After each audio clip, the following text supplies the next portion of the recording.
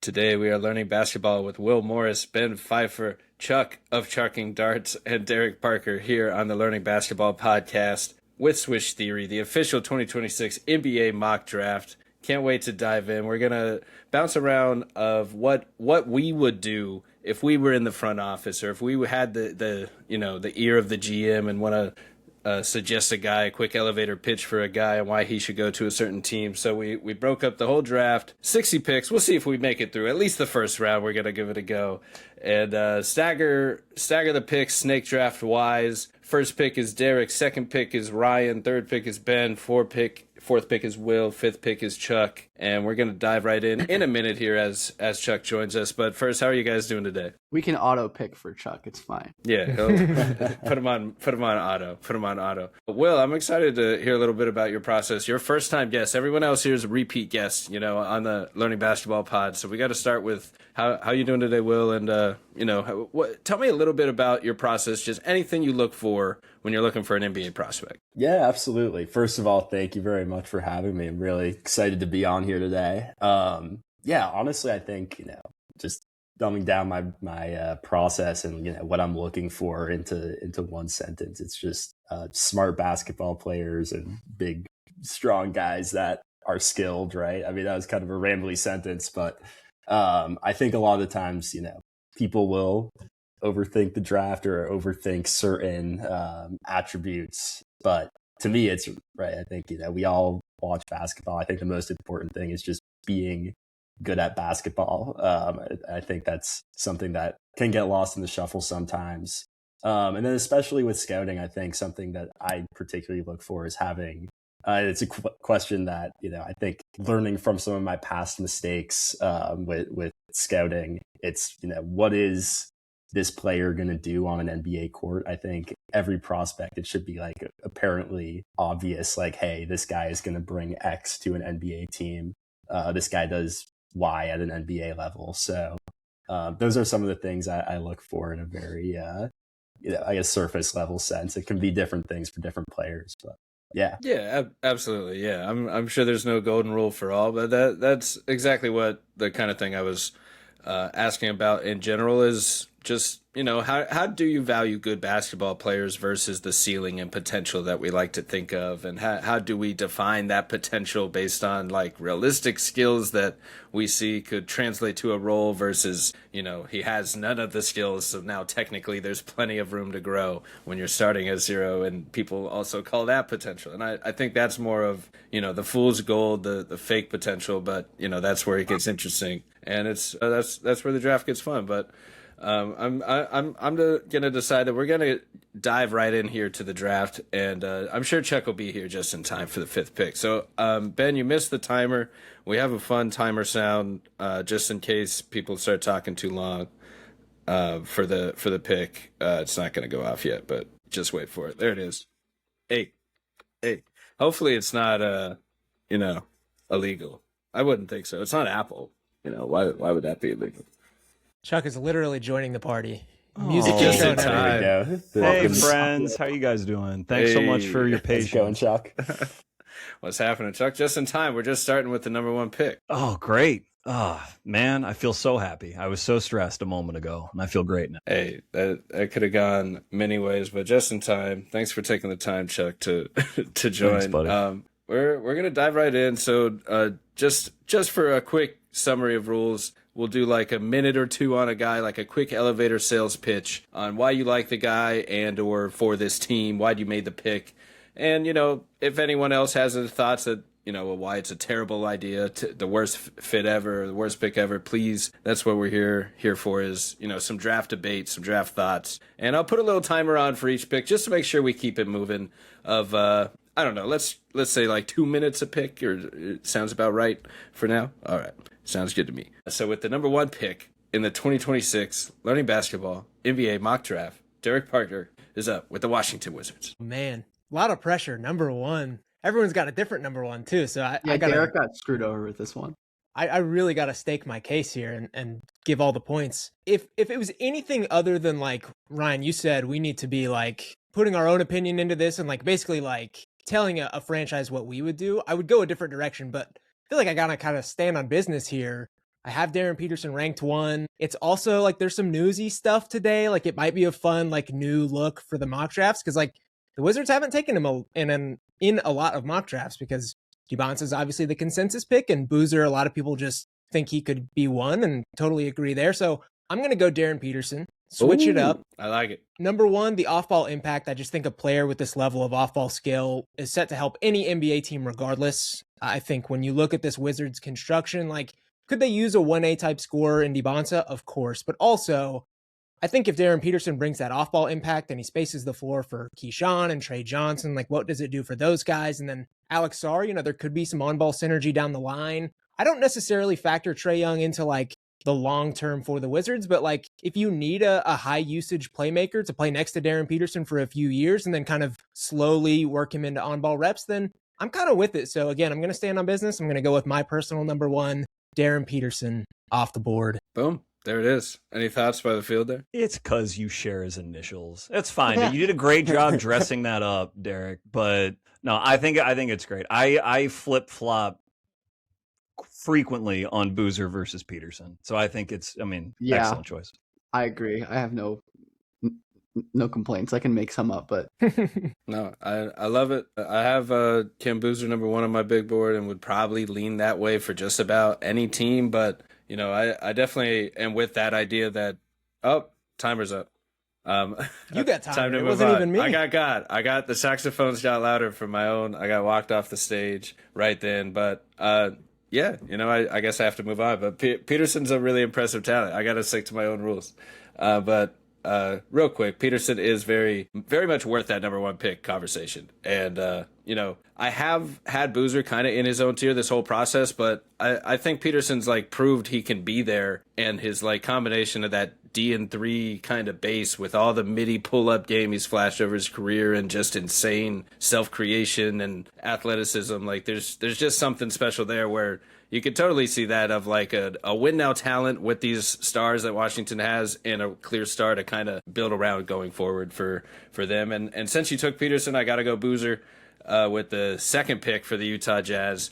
His dad is a scout for the Jazz, so it might affect their decision making. I don't know if I have to like do much convincing on this side of things, but he's just generational is a loaded word, but he's a really special offensive hub that is just really complete. A total killer, versatile scorer as individual scorer, creating for offense for his team as a scorer and passer. Any synergy play type is very efficient with the ball in Cameron Boozer's hands. He wins at every level. He wins everything until ultimately March Madness. But before that, won just about everything else. And he's just got a special combination of skills where that 3-point shooting at his size with that rebounding, the really, all-time great impact rating via BPM.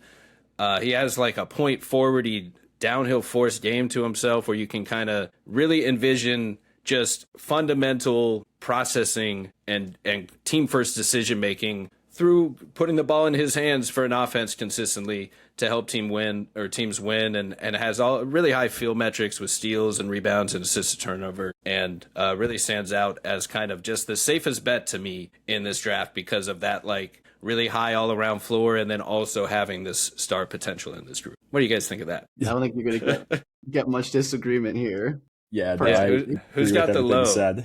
Who's got the low side on Boozer? Is there what? It's technically Derek because he doesn't have him 1.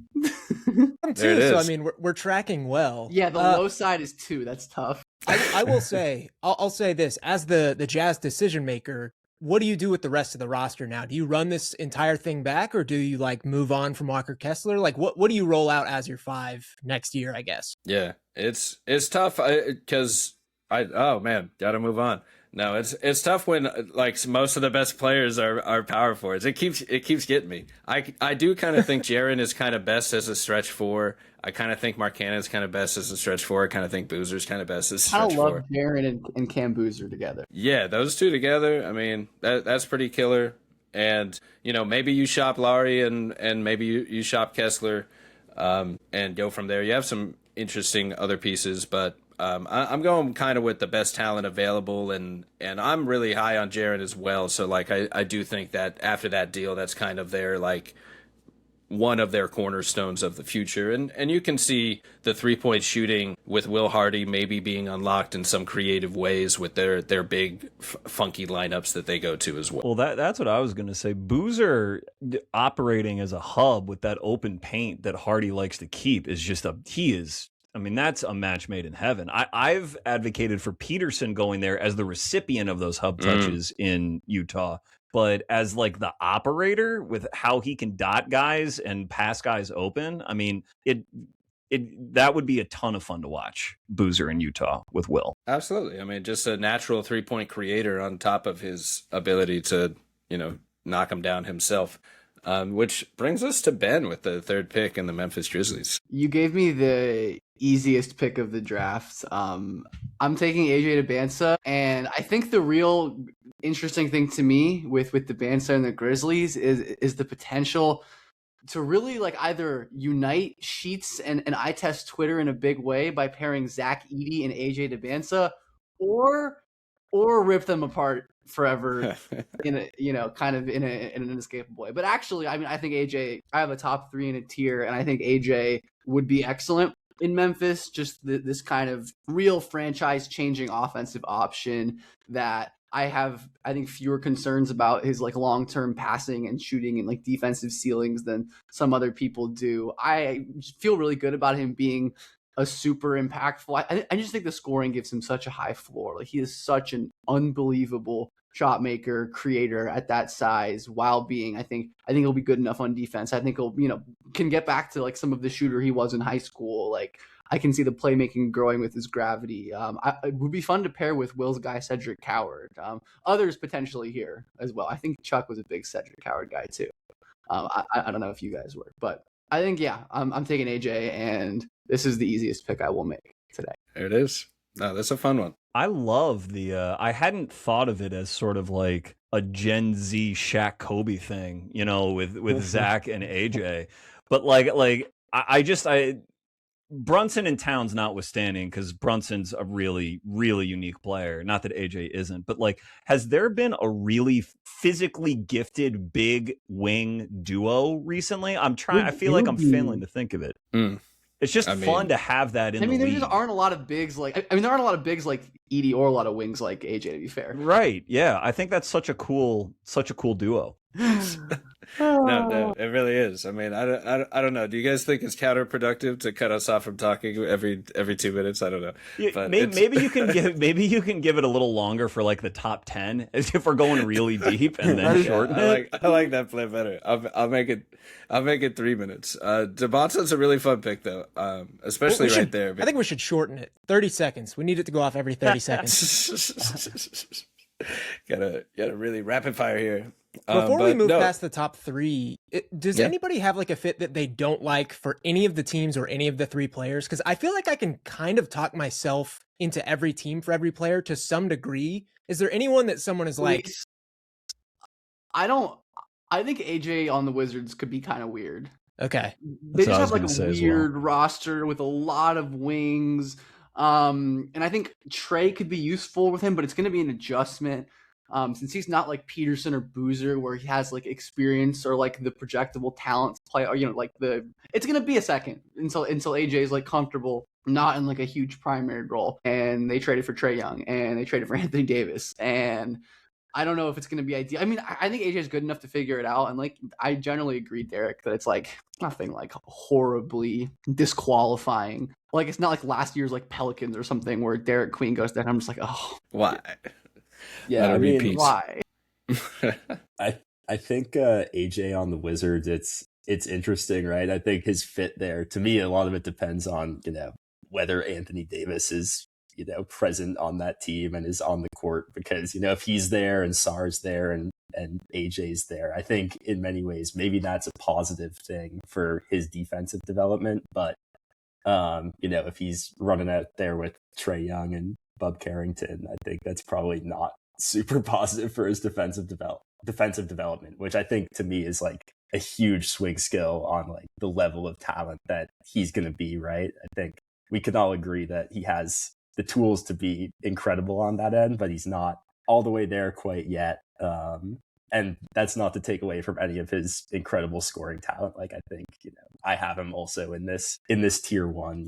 He's going to be a guy that in Washington will be able to get buckets, no question. Yeah, I think the Wizards' infrastructure is just the strangest. Like Utah and Memphis is much easier to sort of visualize how you fit into what's already there, and what they have is like ready to grow. The Wizards is just like, not that it's not possible that they could like really hit the ground running, but it's just with Trey and AD, those are two just giant like planets that you're importing onto that young roster. So you just don't know how that's going to look. Or if maybe Anthony Davis, these rumors are true and he's going to get moved again. And then what does his return look like? It's just a little less settled in Washington. Well, it's good that all of our least favorite outright fit is the odds-on favorite of happening right now. So hey, that makes it interesting, Yeah, I mean, I think this class is really interesting for that reason. Like, where it still feels like it could go like any direction with pretty deep into the draft. Like, there's a handful of chalk matches, I guess, but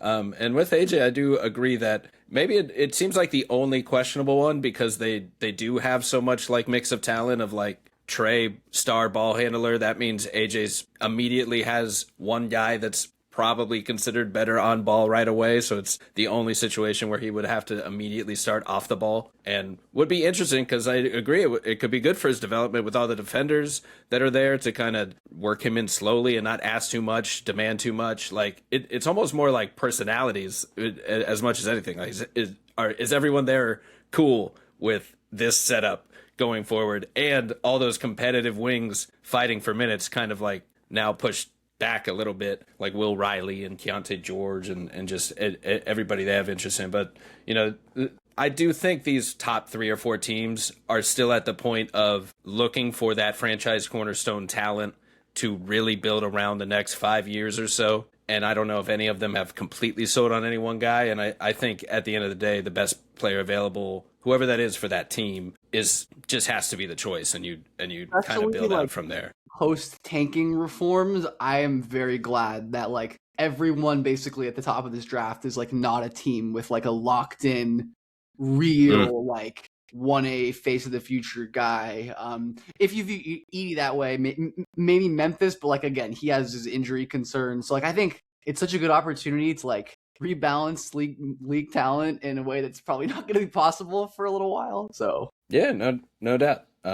That with all the changes going on, that's a good point. Let's move on to number 4 here, even though it might be chalk, but we'll hit Will Morris here with Chicago. Who knows? Who do you got with the 4th pick to the Bulls? Yeah, I'm going to be boring here and go chalk, but I don't think Caleb Wilson is a very boring player. So I think exactly Chicago, should be very, very excited to get Caleb here. It is kind of an interesting fit with their, plethora of 6'10" forwards that they've drafted the last couple of years, or I don't know how tall Senge is now. Supposedly he's taller, but needless to say, I think Caleb Wilson is a very special prospect in his own right. Just incredible movement skills on offense and defense. Just absolutely glides around the court. And to me, what's really interesting about him is that I think when you watch full UNC games this year, I think it's very abundantly clear that he's still super raw. He's not always all the way locked in on defense. His handle is still pretty loose. Obviously the shot isn't there yet. But even with all that rawness, I think he's still put together just, absolutely dominant season. He almost had the 13 box plus minus, despite being like a pretty like blatantly obvious raw player. So I think to me, we can talk more about fit, but I think that Wilson is just, the most obvious talent on the board here. And if you're Chicago, a team that just, is kind of in this flux state, I think just getting the most obviously talented player is the priority here. I think Chicago has a potential to be sort of like the most memorable team on draft night. If this smoke about them wanting to make a big splash, again, like new management, and they want to trade back up into the top 10, at least that's whatever I've seen. I'm sure there is some truth to it, and I just want to see what they do with that 2nd pick and what they do to shake up their roster to like emerge with a new core. I think that would be really cool. But Caleb would obviously be my choice as well for them. Yeah, the 4th pick and 15th pick in this draft, I mean, is pretty killer reset on the fly. And he happens to like complement Josh Giddey pretty well. Like, if you are going to be the team that pays Josh Giddey that much and run your offense through him, like, he happens to, in theory, be a defensive anchor wing and a play finisher that can kind of feed off of Giddey's, transition pushing and playmaking and pick and roll. And, really like, I have Wilson third on my board. And because of that two-way impact, I really buy the defensive impact, even though it is kind of heavy on feel and using those instincts more so than like perfectly closing out on rotations. Like, he still has to get better on that end, I think. But like that downhill force athleticism and the tough shot making in the mid range is just like too hard to teach at that combination. Like, those are tough skills to bet on for a potential star, I think. And at the very least, like a good two-way impact plus defender, capable scorer, and a guy that can probably help you in the playoffs, like, even if he doesn't pan out as this, potential top force pick star. On the Giddey pairing too, like, I watched a lot of Giddey in Oklahoma City early in his career, and while he's not like a super long-term prospect in terms of like maybe championship building, like, he's going to make a guy like that better too, like as a play finisher and just like growing his offensive game. So again, Giddey's not like maybe your 1A or a guy that like you really, really have in your long-term future, but certainly a guy that's going to make young players better. And I think that's great for Caleb Wilson. Especially regular season, just run it up and down the floor. Like, they're going to play exciting ball, and I totally agree. Complement each other in a lot of ways. You want to head to the fifth pick here with the LA Clippers for Chuck? Yeah, fun spot to be in this first little turn here. And I can't say I'm picking this player with complete confidence, because I have a couple in my head. I guess you'll find out who the other one is in a moment when I pick sixth. But how many play for Michigan? No. This might seem like a minor zag, but I'm going with Kingston Flemings for the Clippers. No, that's a great choice. And well deserved. The rationale is this is still high enough in the draft where I think where you can be reasonably optimistic that you're drafting for a star and you're drafting for like your franchise's cornerstone, if you believe it. And Kingston has enough to make a believer out of me. Like, he at a base level is arguably the best court mapper in the class, just sort of sees the game at the fastest level and can play the fastest alongside it, and has at least the tools, certainly, to sort of get anywhere he wants to get on the floor at any time. I think he could do with building in some counters that allows him to slow himself down a little bit sometimes, but his shooting touch, his passing vision, what you can imagine him doing in NBA space as opposed to what he had at Houston, you could see a guy who marries on and off ball value very seamlessly, that can play alongside really any other talent that you acquire, including Darius Garland. And even though those two would be small, I don't sweat that much, because I'm not drafting Kingston Flemings with the idea that, is this backcourt going to be Western Conference Finals viable next season? It's all about just getting the right talent in the door, and you can always prioritize certain kinds of wings down the line around them. But Flemings is just, I think, the best athletic talent left on the board. I think he's the highest hoops IQ left on the board. And I think he has scoring tools that were not fully unleashed that will be unleashed in NBA space. So I love Kingston, and I love to see what he will do in LA. I want Kingston to go play in LA so badly, selfishly. But I did superlatives for Locked On Nets today, and it was like 4 players in the Nets range at 6, and it was basically all these guards that like could be potentially going at 5. And I have Wagler there personally, but in doing superlatives, I just like kept bringing up Kingston Flemings of like, who's the best defender of this bunch? Kingston Flemings. Who's the best passer?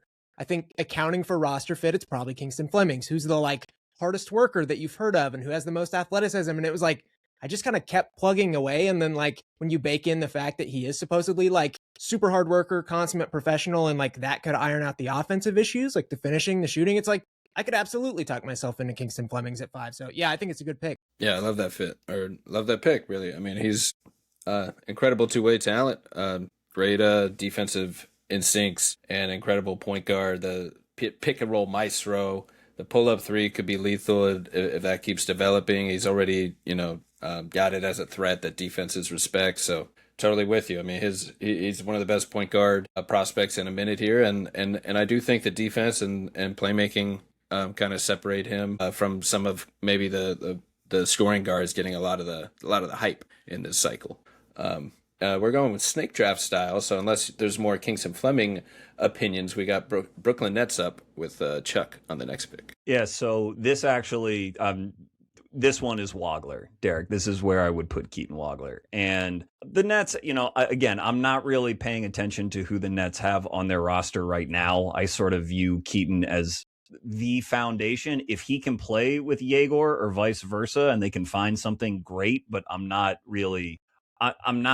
thinking of that pairing in mind when I make this selection. Wagler, I have Wagler and Flemings very close, and so I'll just say why I think those two are kind of a half tier or a tier above the rest of the guards in the class. I think that Flemings, you mentioned the superlatives, Derek. I think he is just athletically very, very special and very clearly was the best player on a really good team that sort of, like I've said a couple times, hampered his offensive tools. But you can imagine him playing and being willing to play in multiple different styles with multiple different lineups over his first few years so that he allows his team to figure out like the best use of him and for him to find like the best organic way to grow. And it's just very rare to have a prospect that's going to be that malleable with so many good green flag kind of extreme skills. Wagler, again, in comparison to these other guys, in addition to the size difference, I think what makes him more special than Philon or Acuff or any of the other guards still on the board or any other player still on the board is that his ability to succeed in like important ways despite his athletic limitations, I think is very important. Like when I watch him and you see the athletic drawbacks on like his last step trying to elevate off 1 foot where he allows defenders to recover on him and erase some of his stuff, you would think that a player like that does not get to the line with the regularity that Keaton gets to the line. And he gets so much praise for his poise and his pace and his ability not to get rattled, his decision making. And I think that stuff is more special and more indicative of where his ceiling will go than the limitations imposed by the lack of athleticism. Because if I thought that was a meaningful, real limitation, I would not expect him to be able to like be as efficient as he already was. And I know it's you're sort of talking about the opposite offensive environment from a guy like Flemings because Illinois was so much better and had so many other like quick processing offensive players around him. I'm not going to kill him too much for that, though, because he still did what I love to see sort of underrated prospects do, which was have the team gradually coalesce around him out of necessity over the course of the year. Like any sort of fade on Keaton, you're really fading just sort of the classic story of how an underrated good player stays underrated. Like he's giving you every indication at every stage of his development that he is for real and he has the size and he has the shooting talent and he has the vision and he has the handle. So there really isn't that much more left for him to show. It's either you believe that his ceiling is capped or you believe that his ceiling's pretty high. And I believe that his ceiling is pretty high. So that's why I settle with him. I'm bummed you took him. I really wanted to bring him to Sacramento with the next pick, but I second everything you said, Chuck. I think Keaton is someone that really fits my philosophy as just, a 6'6" guy that can really play basketball. And, I don't think he sees like every single read on the book, but he's someone that always, makes the right decision and can find the open man while being just an absolutely spectacular shot maker and just, overall facilitator. I think he's an interesting guy because when I like first turned on the tape, you can definitely notice like a lot of the athletic limitations that he does have, whether it be like his handling or just inability to just blow by guys right away. But I think those things are well worth considering, not things that you want to blow out of proportion when somebody is just overwhelmingly contributing to positive basketball. So I love the pick there. I think Keaton Wagler's great. I did, as I'm unmuted now, sorry.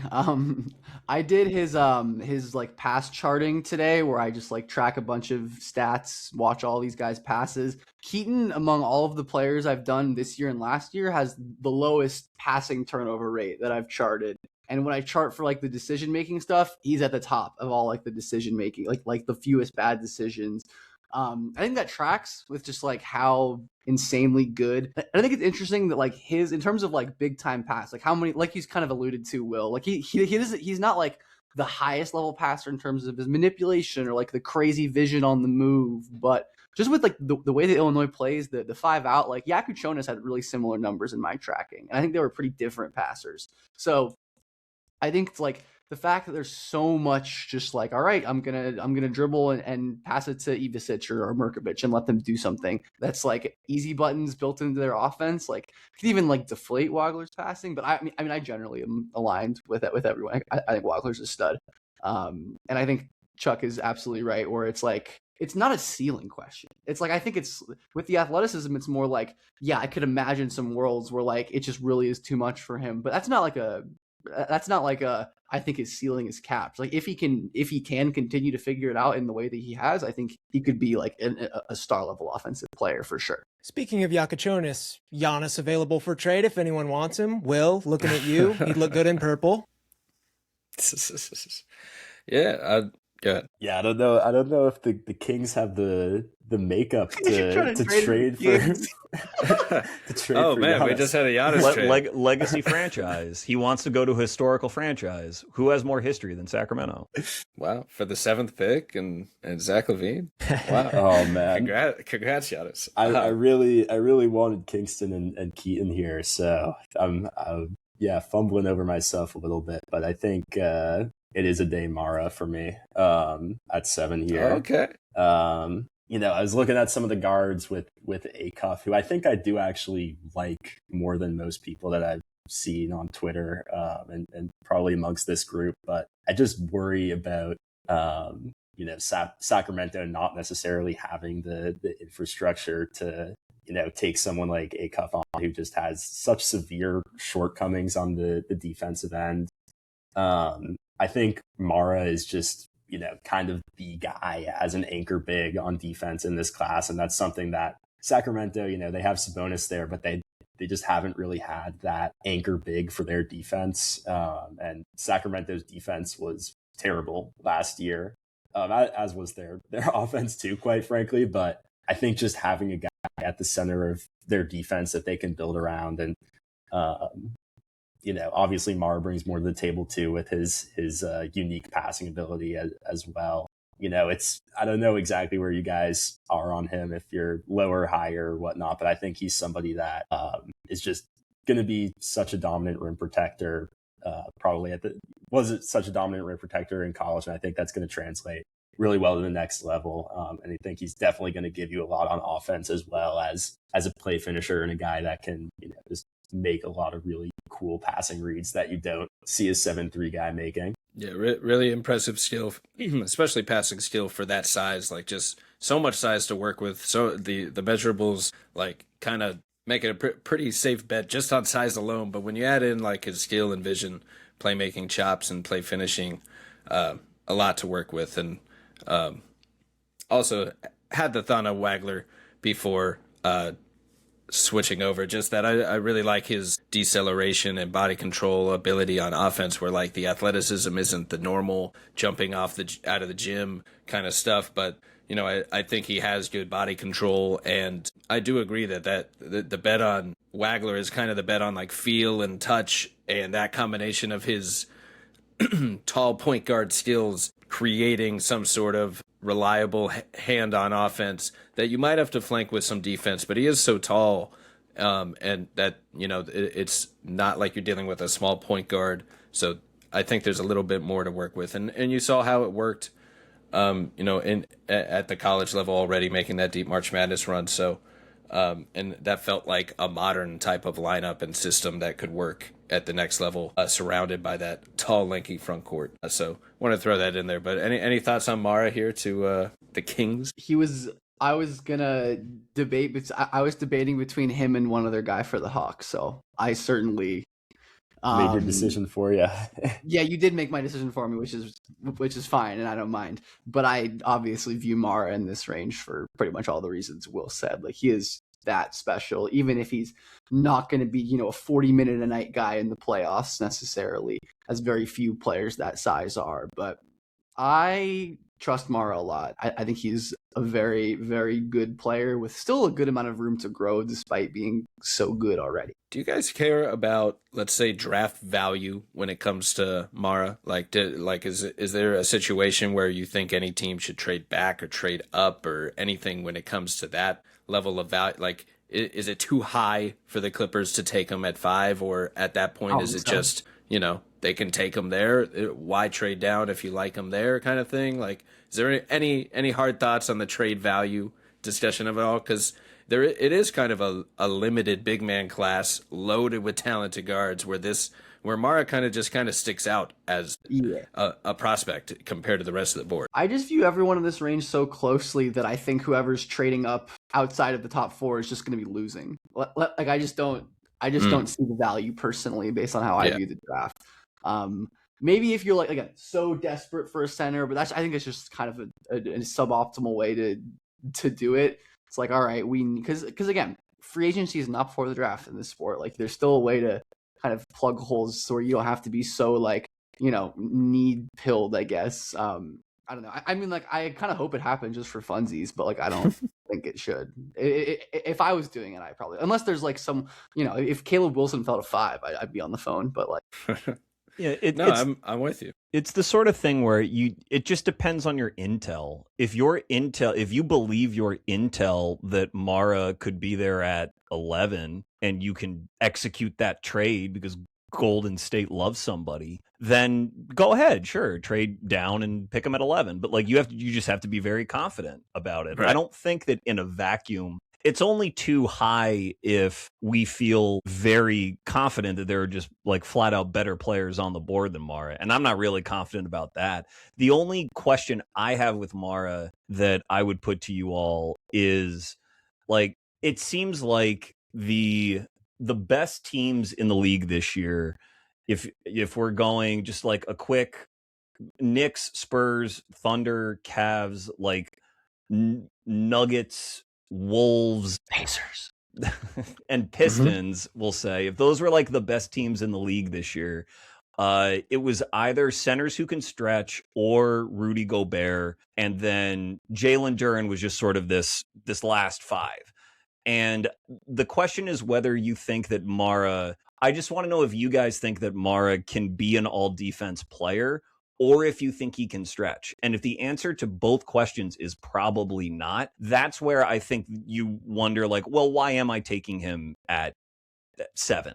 That would be the only sort of framework I would put on it. I think I am cooler on Mara than most, especially in this group. So I think the answer to the first question is yes. I think there's certainly all defense upside, but that kind of comes with sub questions, right? Of like, how much is he going to play? And like, is he going to be switchable in any capacity, which he just hasn't really shown right now? Like, the vision's there. I think he kind of has the tools to do so, but just hasn't put that on the court a lot. And then I think the answer to the second question, quite frankly, is no. I just don't see that level of touch. The free throw number to me is a little concerning. And then, I mean, the 3-point numbers are basically non-existent at this point. So, I mean, I didn't really answer the question in totality, but like, there's just a lot of questions, and that's ultimately why I feel like I'm just a little cooler on Aday Mara than most. As someone who's very high on Mara, the like, oh, he's gonna stretch the floor thing is like whatever to me. Like, again, maybe he gets to the point where he can like make some open threes in the regular season, like whatever. But is Aday Mara ever gonna be like a legitimate threat that you have to like think about in the playoffs from 3? Like, I would be shocked personally. Yeah, I would be too. And I but even think I think he's that level, hence my optimism. But like, agreed with the Yeah, and I think that would be a plus that would be not part of his projection kind of thing. But like, he obviously has the ball skills of the vision and other ways to show feel indicators where maybe you buy some touch. But I'm with you that a three from him feels like it would be like a cherry on top. Like I'm going for like the defense, the anchor, the rim rolling, the play finishing, and some playmaking out of the post. And I'm relatively lower. I kind of like some of the defensive wings a little bit more. I have him a little closer to like 14th or so, but I think he's the best center in the class.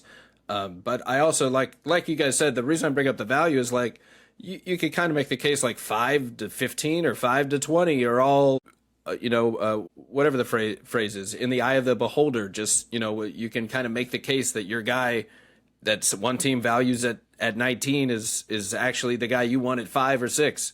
And I think that's reasonable this year with the class. So, and because of Mara being the best center, because of the value of centers in the playoffs, as you just said, and just recently as the league trends back to, valuing double big lineups and size, clearly there's value there. It's one of the safer picks probably because of all those reasons. That's right. And maybe there's a little bit of limited, ceiling of upside as like, I don't think the limit is upside as like a impact, because I'm sure he'll be very high in impact stats because of all the big man things that he does so well. So it's more of like, is he a number one creator? I view him as like a secondary connector type play finisher on a, next to a creator that could really thrive. So, maybe that's where I probably, if I'm still star hunting in the draft, like he's probably closer to the top of the list of the good basketball players, right below once I've done star hunting a little bit. And I'm a little higher on just kind of the defense and versatility of some of the other guys we've talked about that we'll get to in a little bit. But, you mentioned you were thinking about someone else, Ben, for Atlanta. Where's the buzzer? I'm taking Mikel Brown Jr. easily. Like I said, I was debating between him and Mar. I mean, there's some other guys who I could see cases for, but I just think Mikel's clearly my favorite player available, and also a huge, gigantic, blaring red need for, because like I think Mara makes sense for the Hawks, especially because like they pick at 23 and they're going to be guards at 23. Maybe not in this mock draft, but in real life there will be guards at 23. Which is why I think it's cool that like they could take Mara. But I mean, I'm not going to complain about a guy in Mikel who I think has probably the highest offensive ceiling outside of the top 3 in the class. I mean, virtuoso playmaker, incredibly potent off-dribble shooter, really explosive athlete.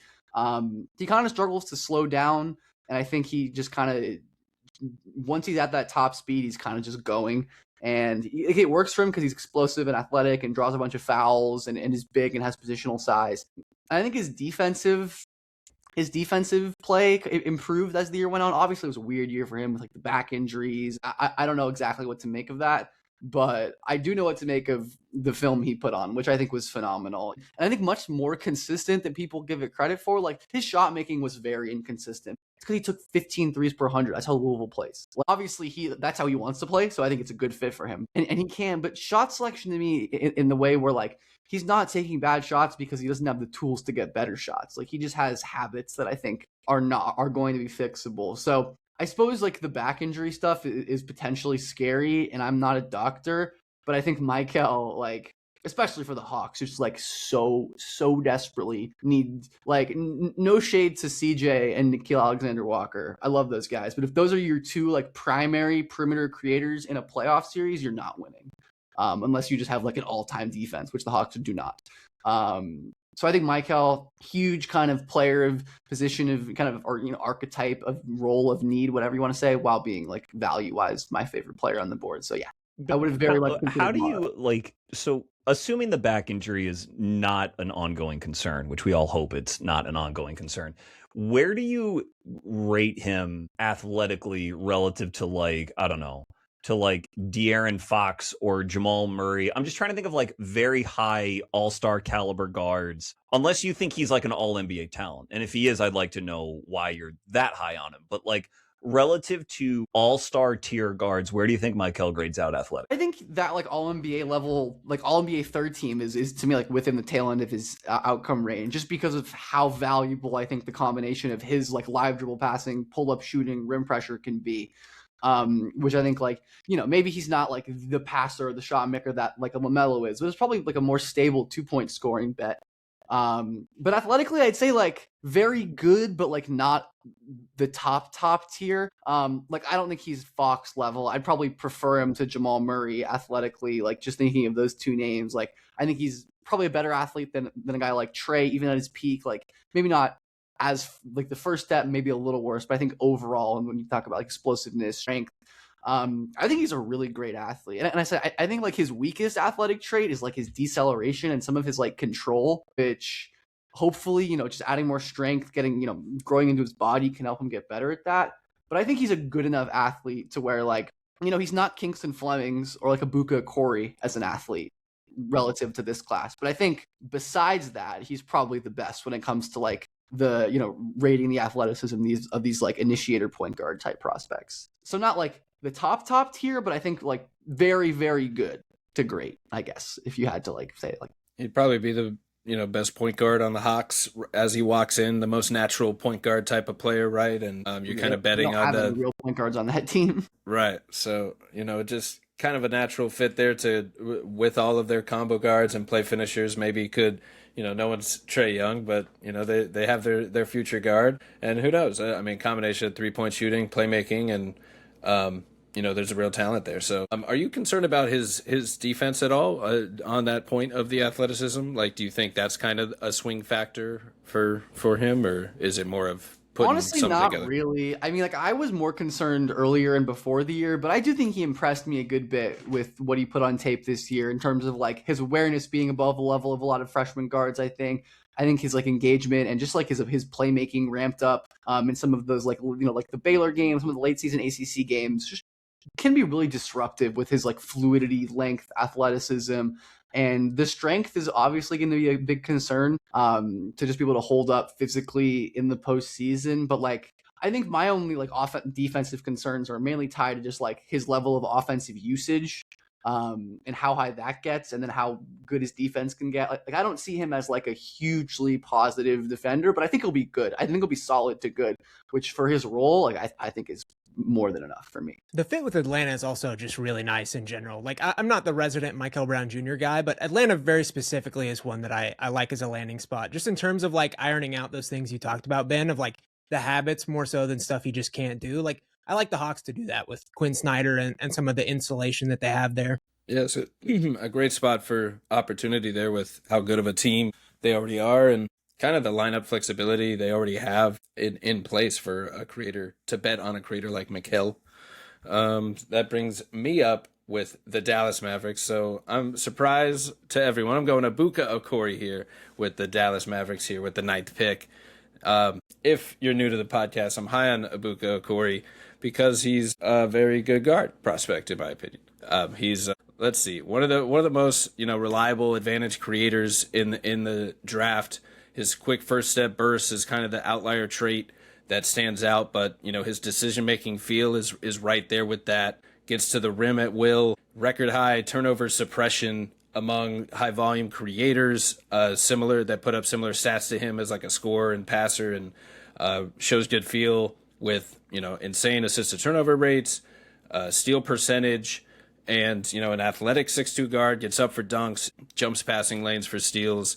Really high on the BPM impact metrics, with age-related BPM is technically higher than Dybantsa. I have fun fact, but the 2026 BPM is also really high with all these freshmen that we're all record-setting BPM this class. He's one of these guys, and Ben and I were mentioned in like a group chat. I think you mentioned like a Damian Lillard comp for a ceiling, and that's one that I really liked, just in terms of archetype of like, how does this work out? Where's the best case scenario here? It's like kind of against the odds a little bit, overlooked a little bit, ends up at Stanford, and one thing that impressed me was he showed all the point guard things in high school, and a masterful handle, and really great decision making, and already the shot profile of getting to the rim and hitting a lot of pull-up threes. And then in college, he kind of flipped the narrative of his own, the perception, and became this like electric scorer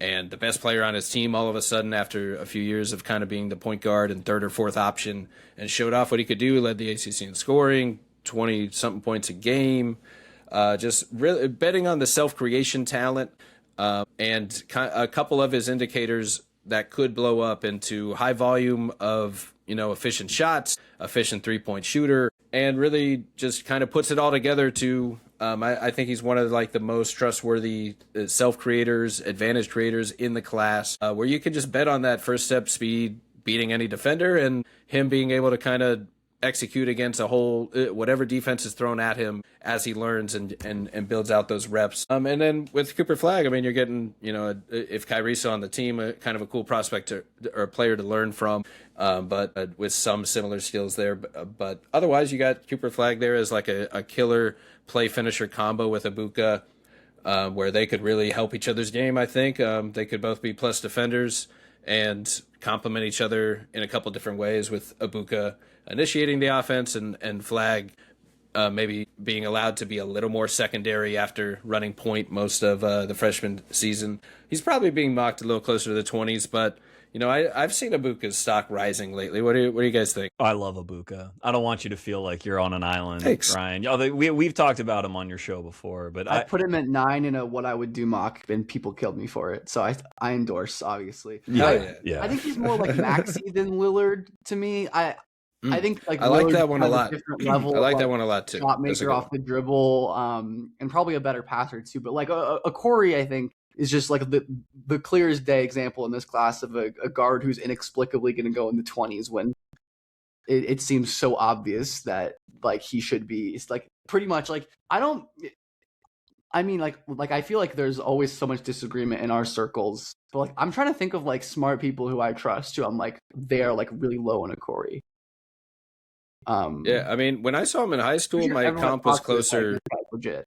Yeah, I mean, he's really exciting. I kind of thought at first, like, let's say the low side, like if things don't go to a superstar, like maybe a little more like Schroeder, where he still has that quick first step burst and can run pick and rolls and score at the rim and has natural point guard instincts. He's actually like one of the longest wingspan ratios and steal block per foul ratio in the class as well. So two really promising defensive indicators to me.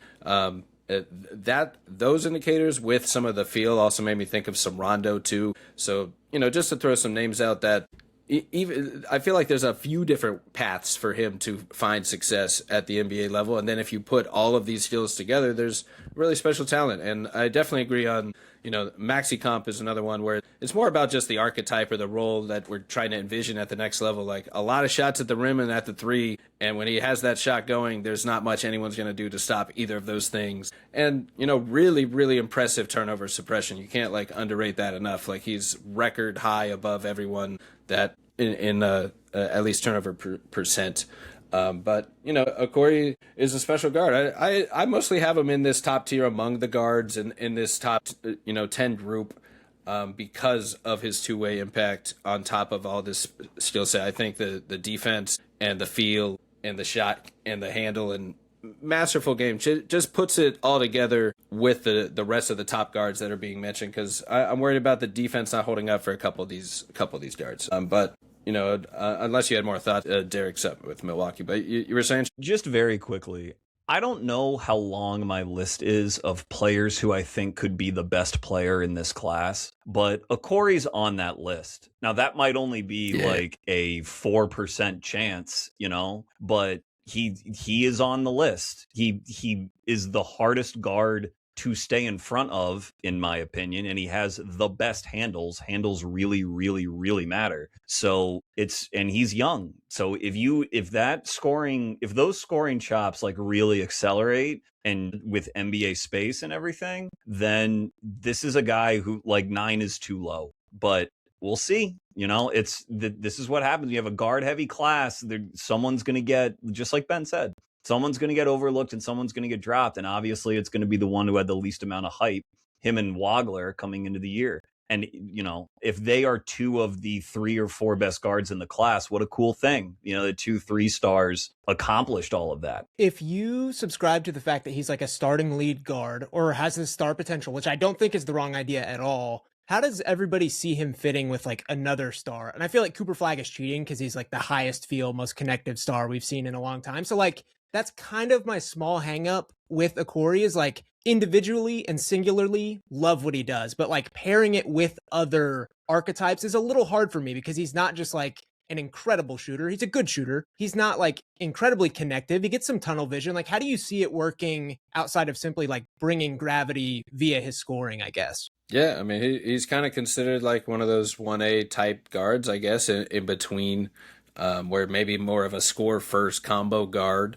And, you know, on the upside, that's an offensive player that can kind of be ancillary with anyone, but and from every step of the way, you see scalability and no ego from Ebuka as well. So like you just see him accept the point guard role as the fourth option at one stop, and then the third option, and then now he's the first option doing whatever his team asks in that sense.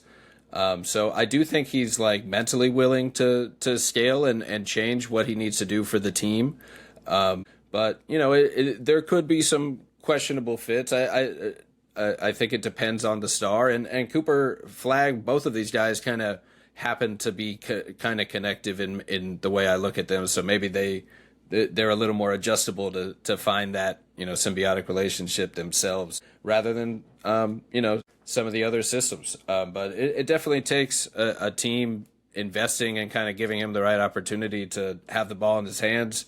And make it work. But I do think he's efficient as a scorer, ancillary scorer as well. Like, you know, on the high end, we've seen it work with like LeBron, Kyrie, but you know, we haven't really seen that many 1A type scoring stars. I mean, you know, if you want to count Steph, I guess, but it's definitely interesting to see like what the best type of player would be to pair with him. Yeah, Derek, one way I think about it is that no matter what the star is, that other star is unlikely to have better handles than him, because I think his handles are that special. And so as long as you're not concerned about him that like turnover suppression really reversing itself, as long as you're not really concerned about his decision making too much, then he is always going to sort of get where he wants to go on the floor. And that actually, I think, makes him very easy to play with, because he will access the points in the floor that are, you would hope, most convenient for the other person to play off of, not just for him to play off of in relation to the other person.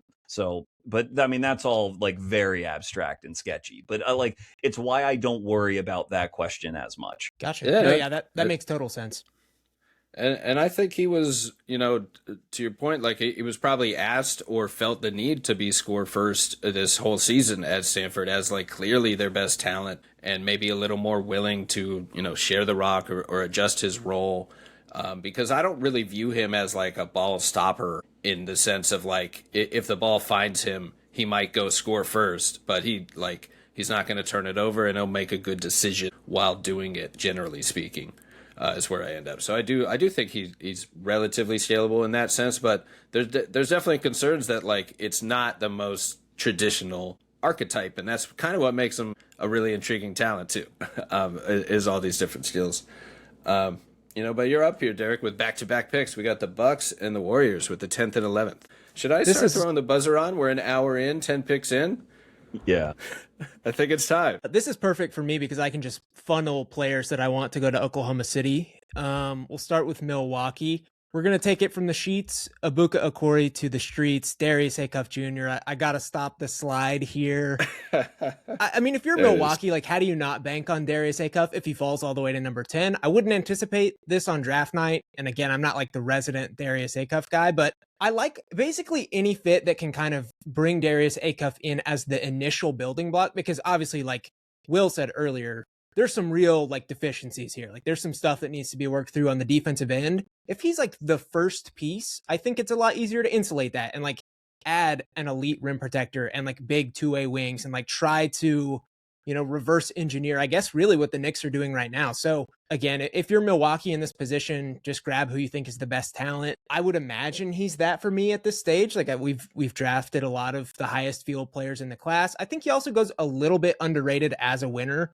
Like the position he was put in as a true freshman, a guard at Arkansas, won a really good basketball league, won some tournament games, 3-to-1 assist to turnover ratio, poised shot making. Like there's a lot to like as well. So yeah, I'll go Darius Acuff Jr. for Milwaukee. Watching his freshman season felt like a movie at times for that reason, for the winning. You know, like every game felt like an end of a movie championship celebration. Yeah, I like the pick here a lot. I actually do have Acuff over Okorie just like on my personal board. I think that Acuff's ability to play off ball and just, get buckets coming off of off ball actions and score on the move is just something that is really underrated. I think he's often pitched as this like ball dominant scoring guard, but I think he's a guy that can really thrive with and without the ball in his hands.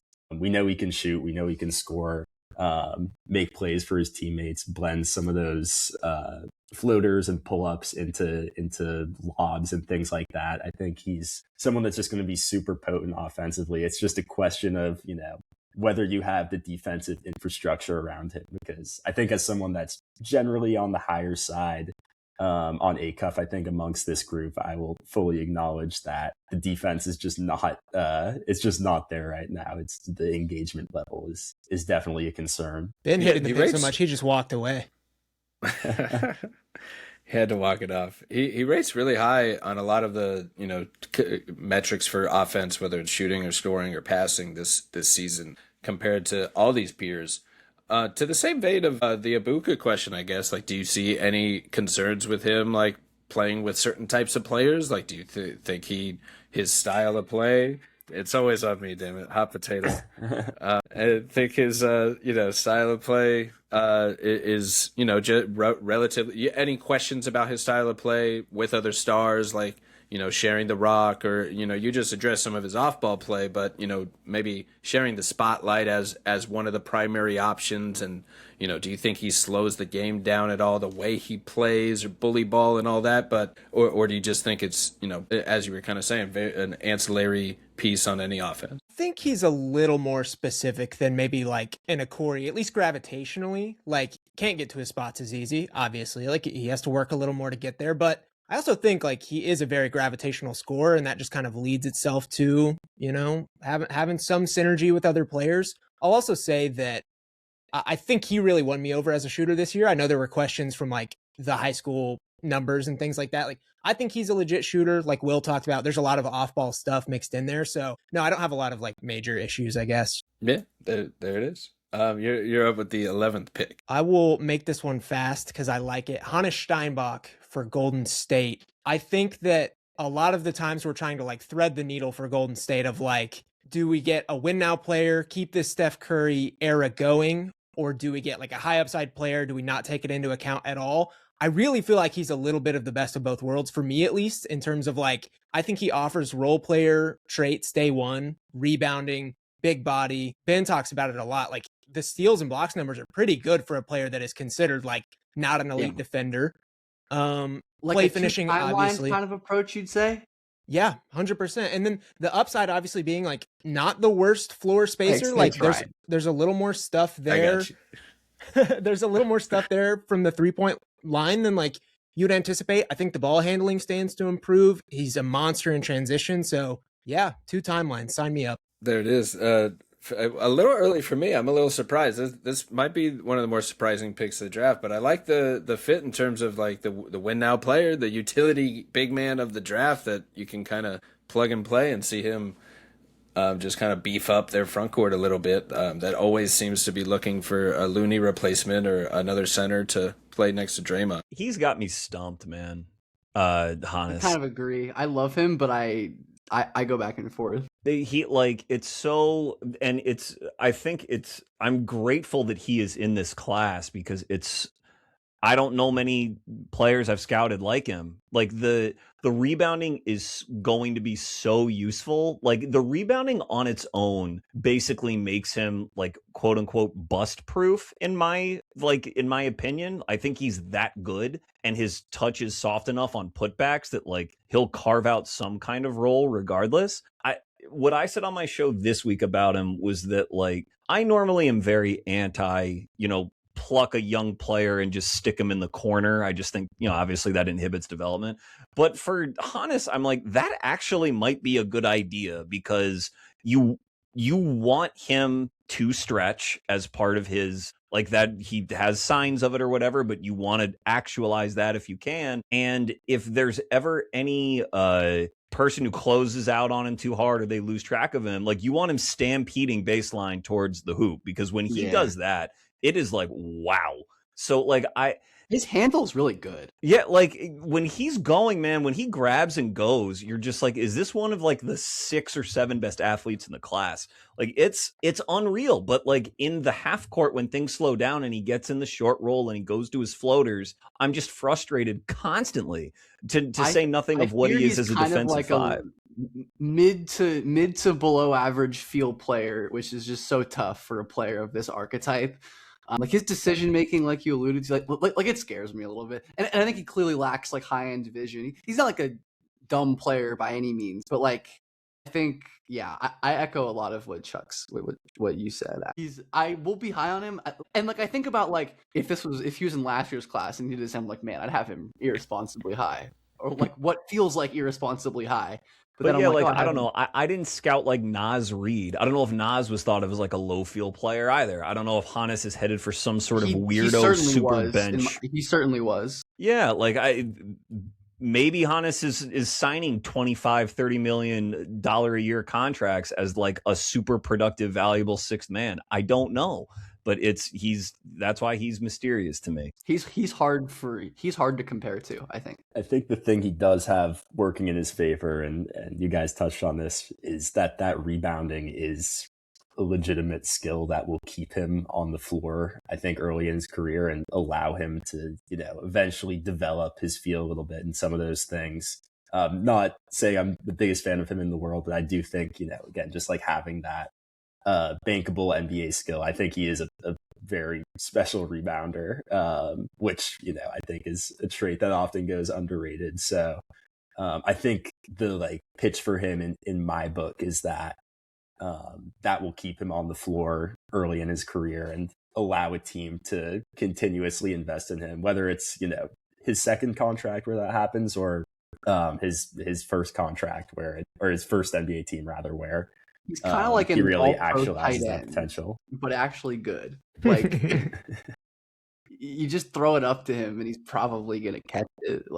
And you ask him to move some people on a Gortat screen, he's just gonna move. He's like, just gonna go push him under the rim. Like no one's getting a rebound. Well, also I'm not a major proponent of fit, especially in the lottery, but the Warriors are so devoid of front court talent, depending on how you feel about late stage Porzingis. So. Yeah, he just feels like a pretty pluggable player for me. No, I like that fit a lot. When you described his stampede ability, kind of pictured Steph getting doubled to the Draymond short roll, and now you got Hans ready to attack real quick on the baseline on the opposite corner, and stretch or working on the stretch three if that's realistic potential. I agree with that development idea too. That's one way to rep it out is get him open threes and play him in that a unique situation next to Steph and Draymond, and being able to use that 4-5 capabilities there. It's a fun pick. I thought I still have two of my top guys here to go for OKC. I thought you were going Yaxel for Golden State, and it's very tempting here at OKC, but honestly, I gotta mix it up and go Labaron Philon here. I love Philon too much. I just think the Thunder need a little more of that offensive juice now. I guess I could, just really give them a third all defensive team for their third team, but I don't know, they're just so incredibly built defensively going forward. Either one would be incredible, but for the case for Philon would to throw another shifty half court scorer that obviously isn't Shea, but is getting some of those comps because of the funky way that he scores and creates his shots off the dribble. And he's shown some defensive type of upside his freshman year. We talked before how he kind of lost some of that impact as he gained usage his second year. But just really showed a complete offensive skill set as an off the dribble scorer. Incredible deceleration skill for his body control, just very shifty and maneuvers through the paint at his own pace, his own way, gets to his spots, shot very efficiently, taking better shots, inefficient shots, in a new on-ball role in his second season. So really love the development we saw from him in those 2 years. the two-way impact upside.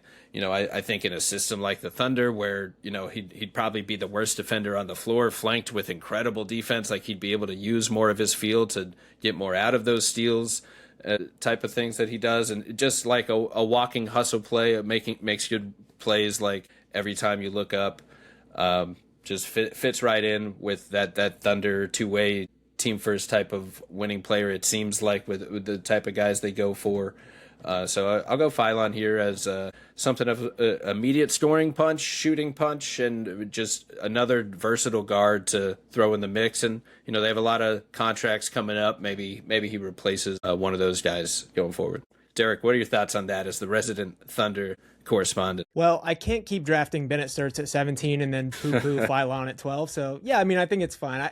I do think they have a lot of secondary creation right now, but things happen in the postseason. Dub goes down, AJ goes down. So it's just a system that I don't really think you can have enough of, especially with Shai being like the lead playmaker. He's taken strides in that end, but just constantly going to need pressure taken off of him. So yeah, it's fine. It works for me. Plus he's super fun cover, selfishly. That'd be awesome to watch him dribble the air out of the ball. So that'd be fun to see him end up there. Would you have gone Yaxel here? I've been leaning Swain personally. It's kind of a best of both worlds of I think they need a wing, like a legitimate wing. They have no wing size players besides Dub, who's still 6'4", by the way. They play Kingston at the wing, Caruso, Lou. These guys are not wings. They need Dailyn Swain, 6'8", and he also has that secondary creation in terms of scoring in isolation, scoring in the pick and roll. So that's who's been my go-to. But Yaxel, checks every box. Obviously, awesome fit as well for most of the same reasons. Yeah, normally Yaxel and Philon, I think, are kind of taken when I'm doing this. So I also like mocking Swain here to the Thunder normally, but I'm just a bit higher on the other guys.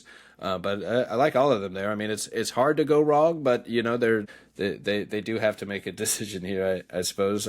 Ben, you're up here with Miami. Thanks for, you kind of led me in, Derek. I'm taking Dailyn Swain, which I was debating between a couple of players. Philon would have been my Heat pick, to be clear, so I got sniped a little bit. Gotcha. But I still love Swain. One, because he's in my of two or three in my best tier available. So I think he's a value in the late lottery, or at least that's where he should be going to me based on his talent. But yeah, I'm not a fan of the LaRoche wheel offense, at least to the extent that Miami does it or Memphis did it. But Swain fits that. You need wings who can initiate and drive and create from a standstill if they want to go with that. But I'm mostly taking Swain because I think that he just needs stars, and Swain has real star power. You just don't see wings with his ball handling. And I think there's enough to me. I think defensively he wasn't that great this year relative to my expectation, but he's been so good in the past, and the usage bump, I can imagine him getting back to being really impactful on defense. I just trust Miami's development too, generally speaking. And I think Swain has a lot of areas to grow. I worry a little bit about him as an off-ball shooter, off-ball mover, catch and shoot player in general. But I think with Miami having so many awesome needle moving shooters on this team, and again, the big glaring Giannis might be coming asterisk, whatever. I don't really know what to do with that, but make him a buck. Yeah.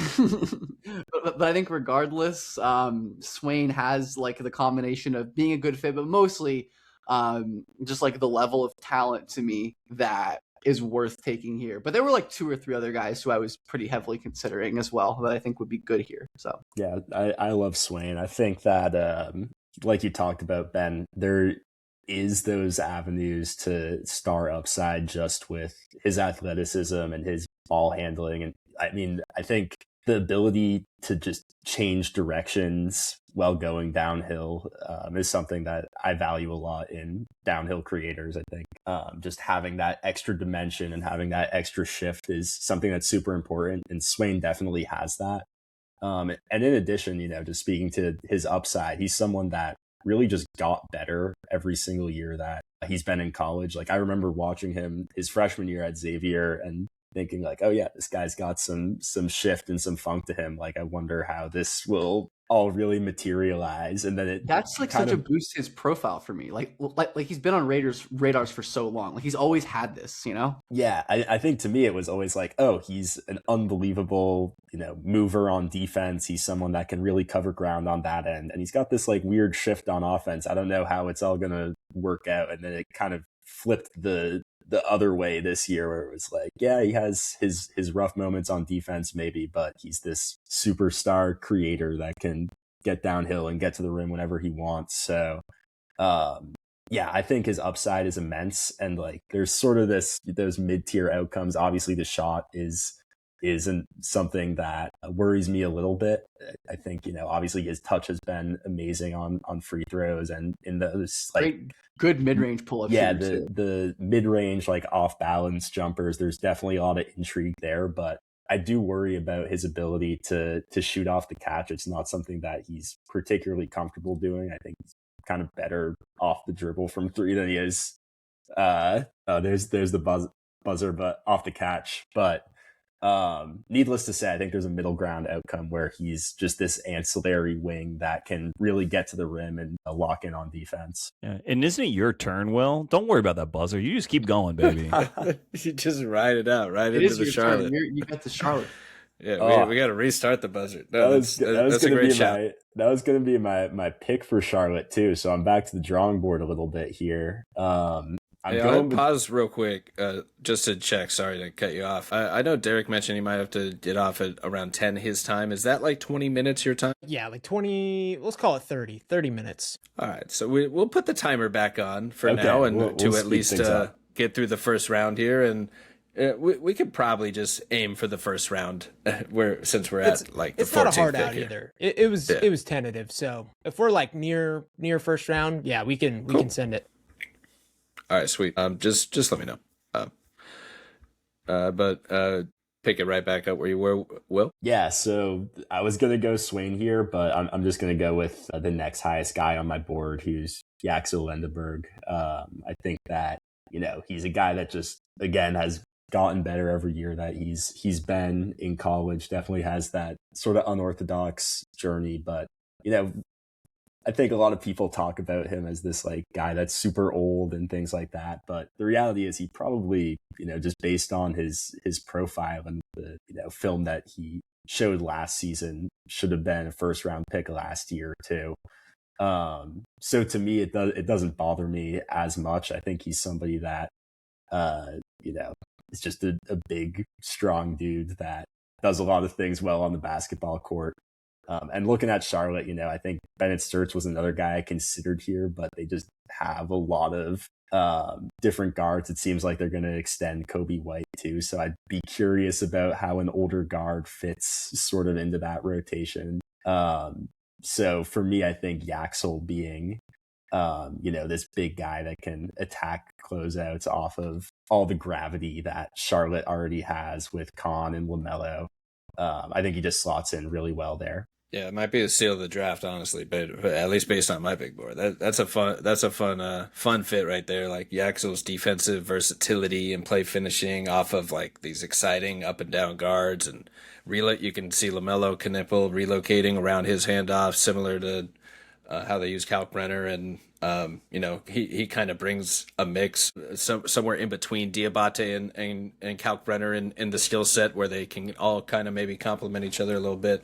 I like that pick a lot. I love it. I mean, I love Yaxel. Have him higher than this on my board. I think that would make Charlotte just an extraordinarily high feel offensive team. And I would love watching them even more than I already do. Like, you would really be he and Knipple. I mean, LaMelo's such a singular talent as a live dribble passer, but he and Knipple are so good as like connector passing talents. And I just would adore watching that team play. It's perfect. Totally perfect. Yeah. He happens to be like right with LaMelo's age. So timeline wise, the age thing, like, doesn't even really, I don't know. It that's might hilarious. not even matter. But that's hilarious. So kind of, I was spinning it as a positive that maybe they wouldn't care. That brings us to Chuck here at Chicago 15 with back-to-back picks. Yeah. I definitely like the selection that I've got here. Go back and forth, but for the Bulls specifically, who have already drafted Caleb Wilson in this class and have all those wings, I'm going to go with Brayden Burries here.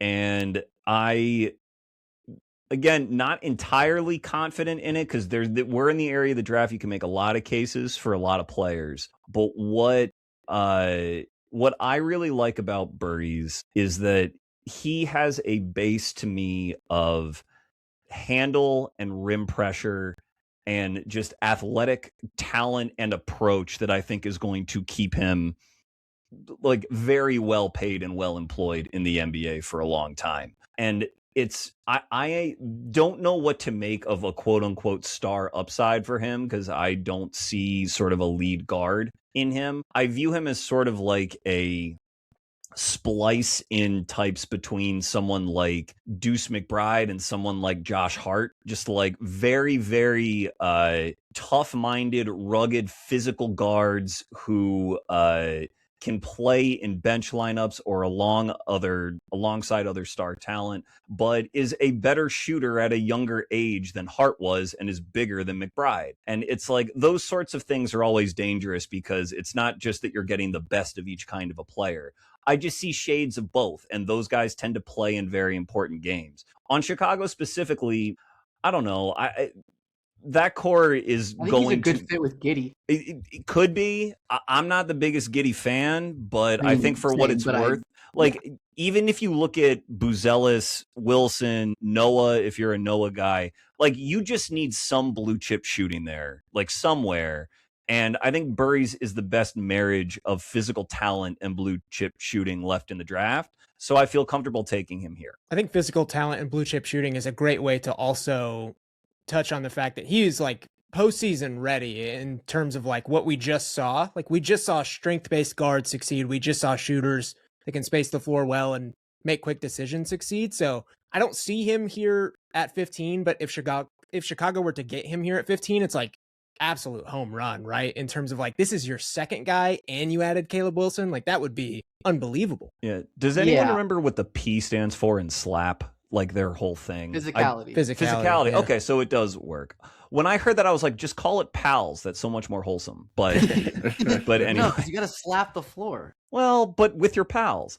But anyway, yeah, sorry, go ahead, Ben. I'm not crazy about I'm pretty low on Burries like relative to consensus, but when I think about players who like can legit shoot and have like legit physical strength and physical tools, I agree with the Hart comp, honestly, totally. I think he's a different flavor of Josh Hart, like Gary Harris, like a valuable 4th, 5th starter. I just have a little bit more concerns about like everything translating because he is such a jack of all trades, master of none. But my point I was going to make was like very few players in this draft with a combination of like bankable shooting and like strength and physicality, like Boozer, Peterson. After that, like it's not that many players. Like Burries, I think fits for sure. Like I'm not an Amen guy, but maybe Amen if you're like really into his shooting. Like Ryan Conwell is pretty rocked up and can shoot. But like, yeah, it's a pretty good, valuable combination of skills. And I think I have him lower more just because of how good this draft is and like thinking he's not that great. Like I still think he's he's perfectly fine late lottery guy. I was trying to send him to Oklahoma City, but we didn't bite. It's fine.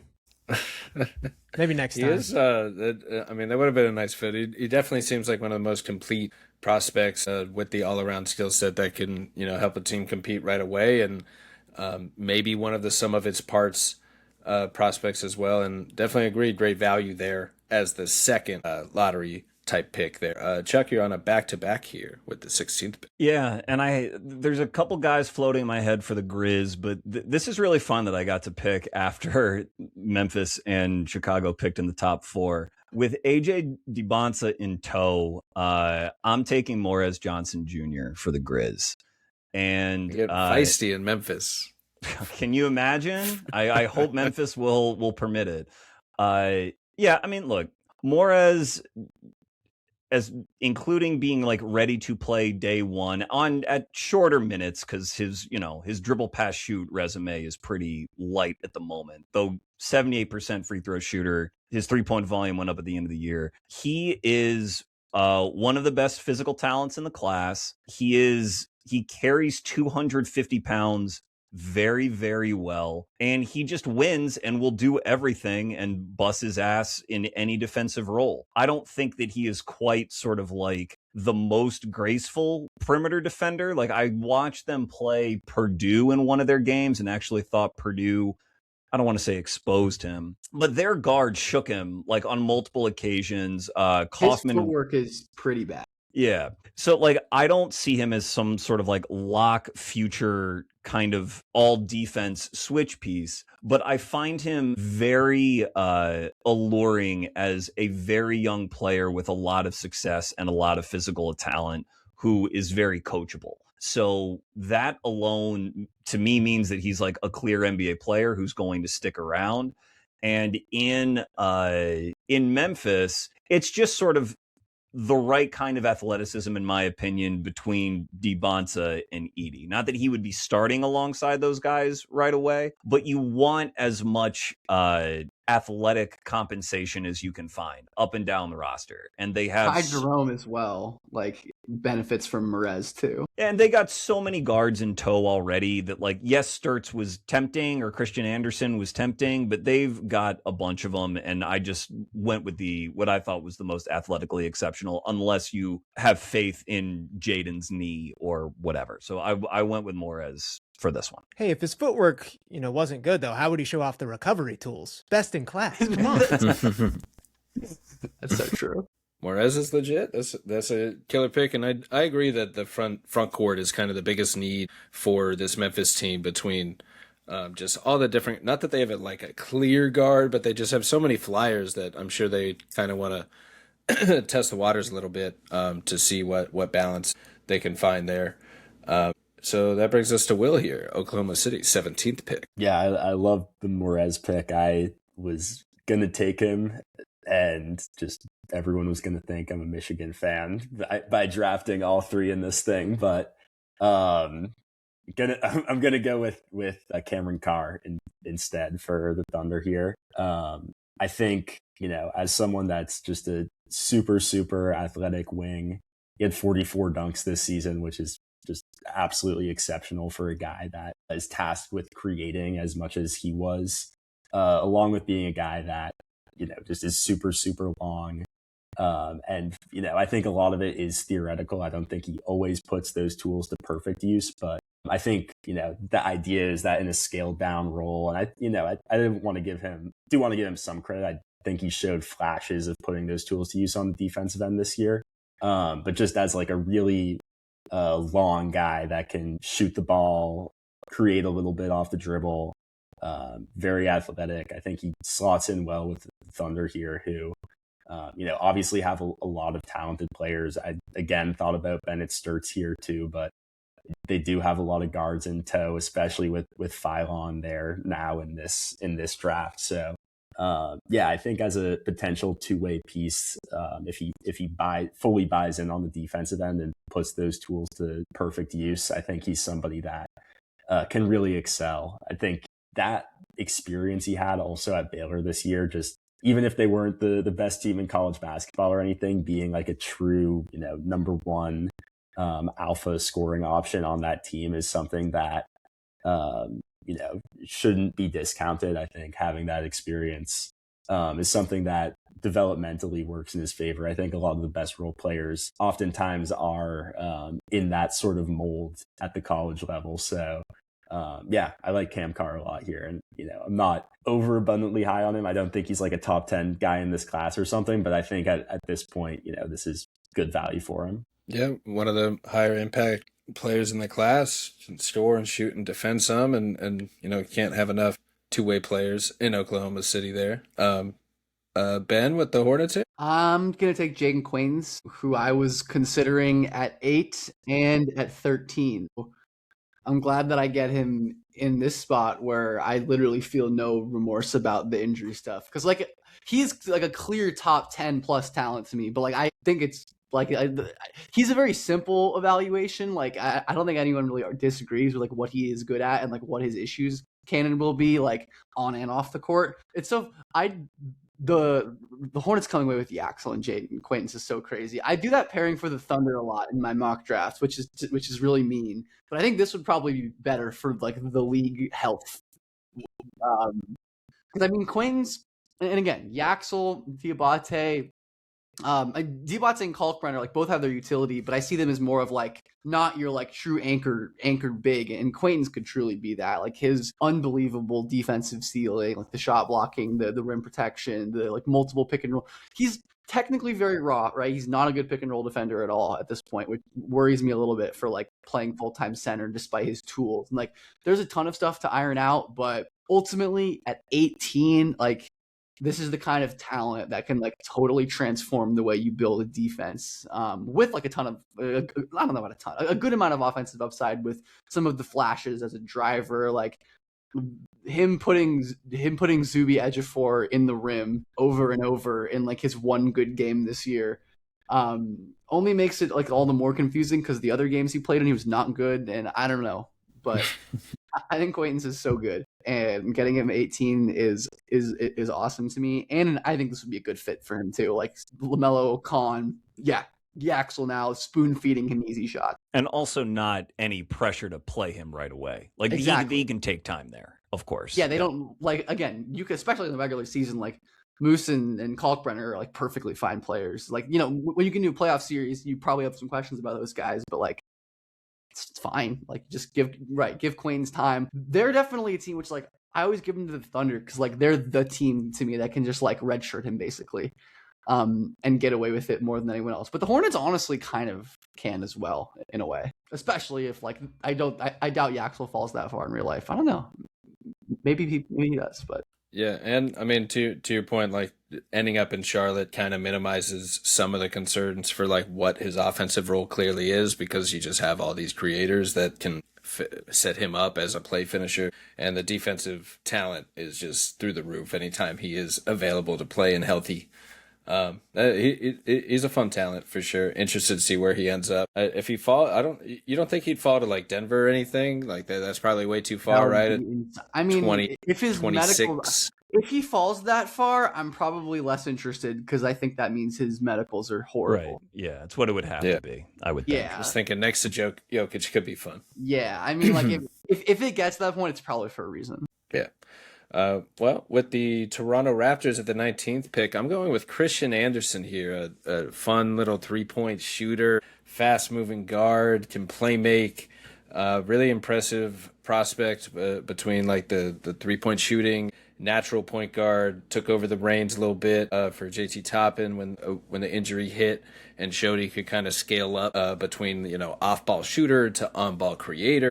Just to me feels like one of the most like connective three-point shooting gravity offensive pieces of the draft, where he just seems like a plug-and-play offensive guy in a lot of different situations, where the three-point gravity speaks for itself and it'll keep the ball moving. Can pull up. The pull-up three could be really lethal, and when you combine it with Toronto, all these big wing downhill forces, maybe you unlock some sort of pick and roll stuff with all that. But just having an offensive valve like Christian Anderson with that front court just feels like a natural pairing to give the half court offense a little breathing room and just kind of feed all their play finishers in Toronto. Christian Anderson's the man. I can't remember the last time I touched on a prospect that had this level of like shooting gravity and also playmaking chops. Like he is just like so adept at both of those things, and it's like it's just a really interesting combination. So I was gonna make him a Piston, but alas. The Okorie and Acuff question made me think of Anderson. I didn't bring him up earlier, but just the idea of like which of these guards is the most like the easiest to just plug and play on any team. Like is there some sort of like something about Christian Anderson's game just feels like it just fits anywhere because of that specific combination of skills, where it's very clear you can kind of scale him up and down on or off the ball in so many situations that where maybe that has a little more value of kind of being able to play with anyone than some of the other ball dominant guys. And that's a point I give towards Anderson. I'm not sure if any of you guys feel that way. No, I do. I mean, Anderson is great, man. He inspires like a very like primal angry happiness for me when I watch him. When he heats up, I'm just like, yeah, Christian, give it to him. I don't care how big they are, you can do it. But yeah, I always, in the back of my mind, I just worry about his size and how much run he's really going to like get in big moments. But Toronto's great because they have all that defensive utility out there already, and he can play at speed, and you know he'd be great there. I'd be thrilled to see him. But I just came from a Raptors pod before this, and we were talking about how good of a fit Anderson would be there. Like, they need a pull-up shooter who can really pass like him. Maybe not the rim pressure they could really use from like a guy like, you know, Quickly doesn't really give you. Shed gives you that, but is deficient in other ways, obviously, offensively. That's a team who could really insulate him defensively. I mean, he is an awesome player. Like, I don't know if I'm as enthusiastic about him as Chuck is, but man, I mean, he is fun. To watch. I think we found our clip here. He has that one social. He's got that angry one, joy, baby. That's Christian He has one Anderson. like double cross against Cincinnati where he like scoops it on the right side, and I'm just like, oh my god, this is so beautiful. Like, he's so smooth with it. And a fun fact I learned through this process is that he was playing with Jack Keaton in Germany through this, so they both have a little backcourt history there of Keaton, a little more of a defensive secondary. Both were great at FIBA U18 last summer. There you go, or 19 or whatever. Yeah, a real talent. And Germany especially, it just keeps stacking them up. They have a lot of interesting, talented prospects there. Derek, you want to go to the back-to-back picks here at 20?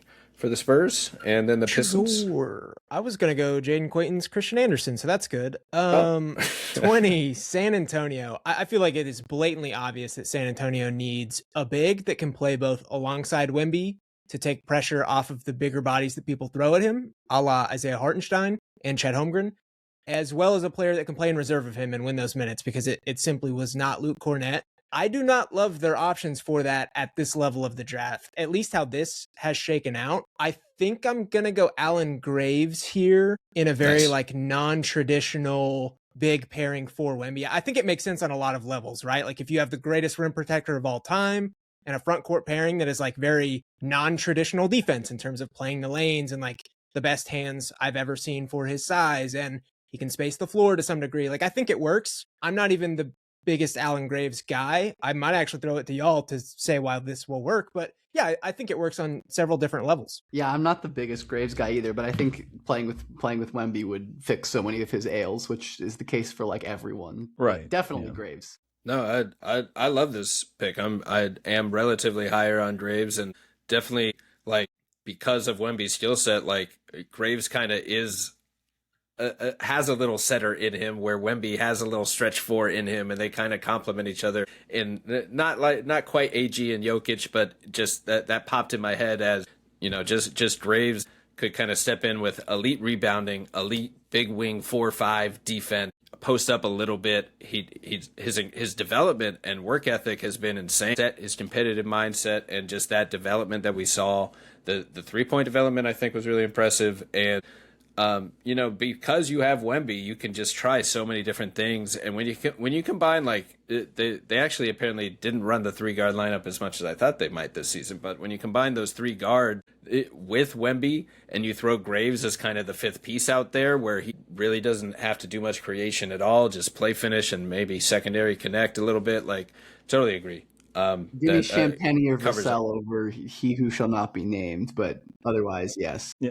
Dude, I love Graves too, or at least I love the idea of what I think Graves could turn into. But it's the sort of, like, I considered him for other teams, but like playing with the Bulls or the Grizzlies, like he's just not gonna get the ball in the way that I think he would need to get the ball to develop. But when you have the most open paint in the league to do what I think Graves needs to do to realize his offensive ceiling, which is to like rep out his driving craft, which I think he has more of a chance at an outlier outcome than probably others do, then that's great. I don't know, like the Spurs are trying to win titles every year now, so it's not ideal from that perspective. But Graves is not, I think he is kind of an irrepressible NBA player. I think he will be heard from and is extremely unlikely to wash out. That is where I am high on him. But yeah, so His like ceiling any other is really young high. NBA player, then San Antonio's a great place. I'm a little scared about I think I generally agree that he's pretty safe, but I do think some of his athletic deficiencies do worry me, especially if he doesn't hit high level outcomes as a shooter or a handler. But I generally especially in this range, his defensive instincts are so crazy.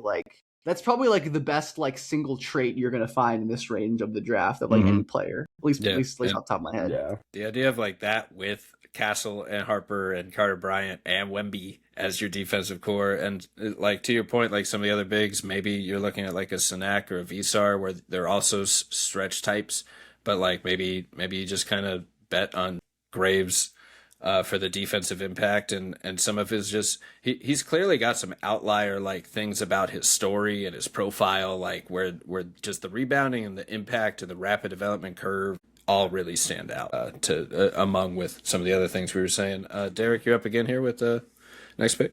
Detroit. Yeah, again, I like the Christian Anderson fit a lot here. I kind of hold that same sentiment of I think they need some playmaking to take the pressure off of Cade Cunningham in some capacity. I just don't know that the current system is going to be viable if they just run him 99% of the time. So I like some secondary creation. I'm going to go Bennett Stirtz for that reason.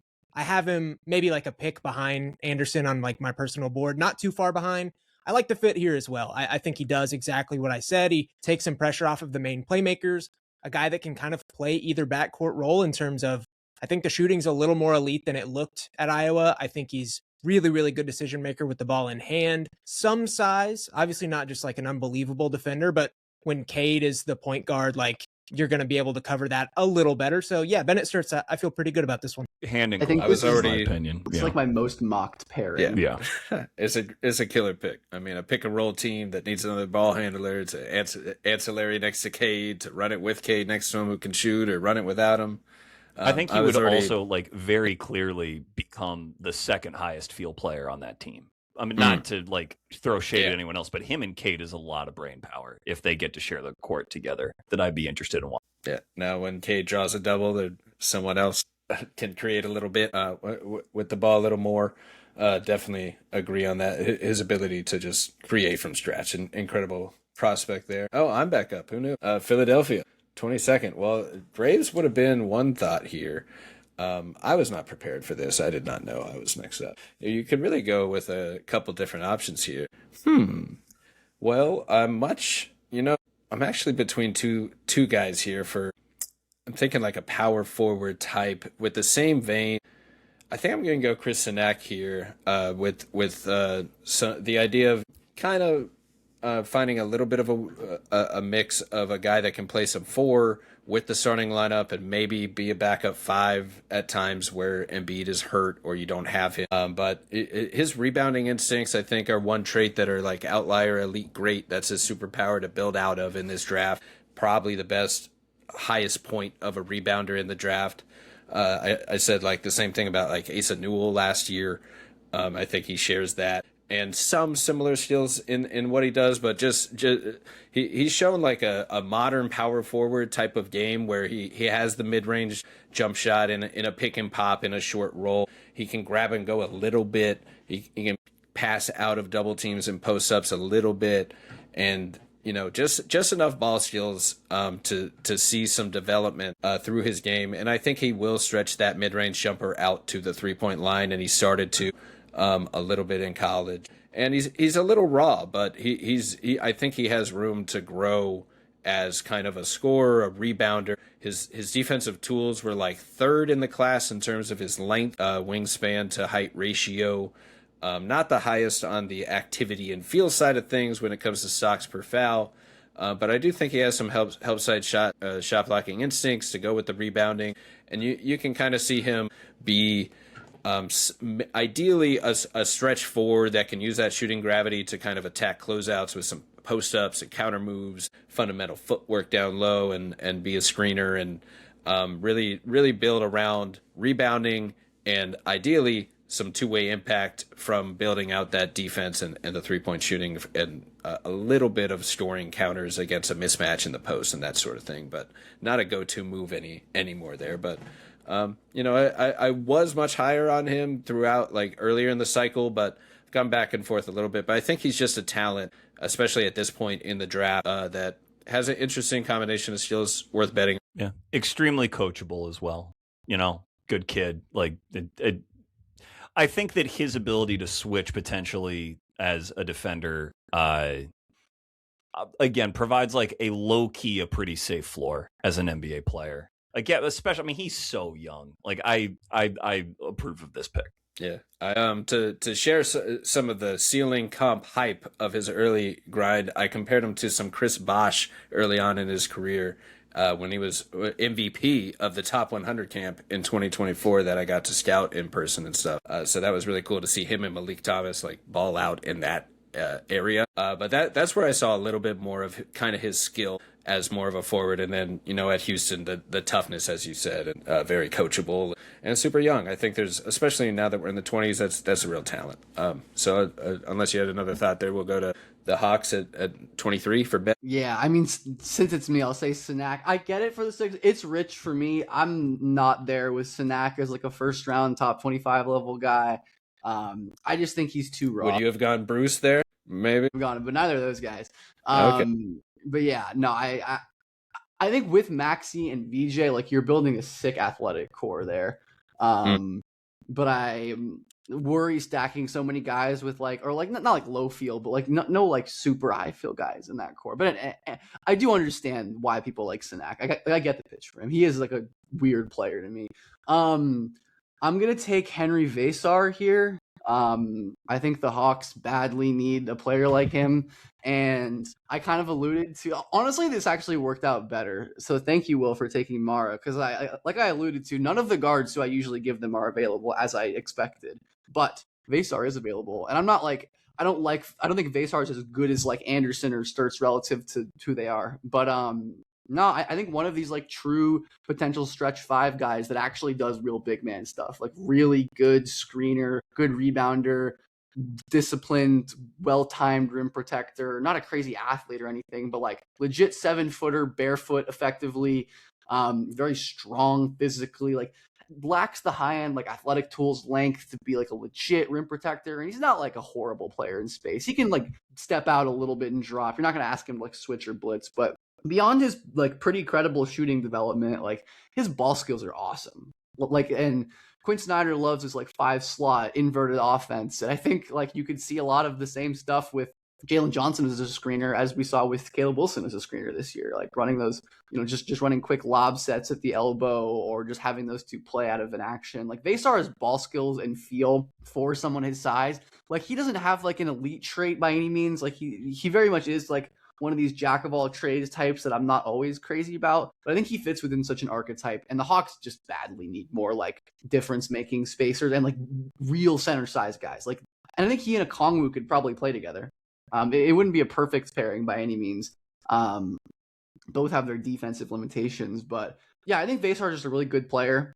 Someone who I clearly have in this range, and especially considering like the dearth of true center talent, like wouldn't shock me if he goes a good bit higher than this. And like, I wouldn't hate it, honestly.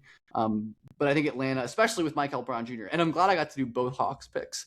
So I got to see my vision through. But yeah, I think Mikel and Vesar are like offensive juice that they desperately need to take pressure off Dyson, take pressure off Jaylen, who like had his best offensive year statistically, but also probably had his worst defensive year, maybe since he was a rookie, or maybe even ever. And I think in the postseason, you clearly saw limitations with his offense, as improved as it is. So like less pressure on him to create, allow him to do more of his thing on defense and as like a connector. Same with Dyson. I think these two, I'm excited about this haul. Yeah, I do that in basically every mock draft, Ben, where I'm like, you either go guard with the first pick and then I take Vesar here, or you go Mara with the first pick and then you like hope to get one of the guards here. And I think I like the value a little more with what you did, or at least maybe the upside with like the guard in the A spot opposed to Mara. Yeah. So yeah, I think they're both solid picks. Yeah, I agree. It's like Mara then guard later is probably the safer option. Mm-hmm. But screw it, let's have fun.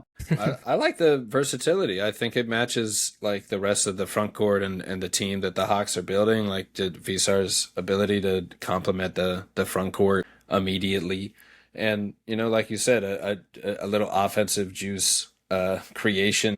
thrown in there, scale down Jaylen if needed to find his best mix of his two-way versatility, because he's so good at so much. You don't want to use him too much. Just still want to make his life as easy as possible. So maybe the playmaking and storing gravity of Mikel opens that up a little bit for him, and the floor spacing of Visar, and could see kind of all of those pieces being complementary there. Yeah, I had a faint notion of Vesar to the Bulls at 15. I really like Vesar. Yeah. So that wouldn't be so crazy to me. When you find a 7-footer who can do this stuff, like it just makes sense for every team in the league. And the teams that don't have one just think to themselves, man, it'd be nice if we could get one of them. So I know you were a big Reynaud guy, Chuck. I was. Yes. I kind of think of Vesar as like Reynaud plus in some ways. Maybe not as special in terms of like some of like the touch scoring, but like it's the same kind of ball skills, passing flashes, shot making,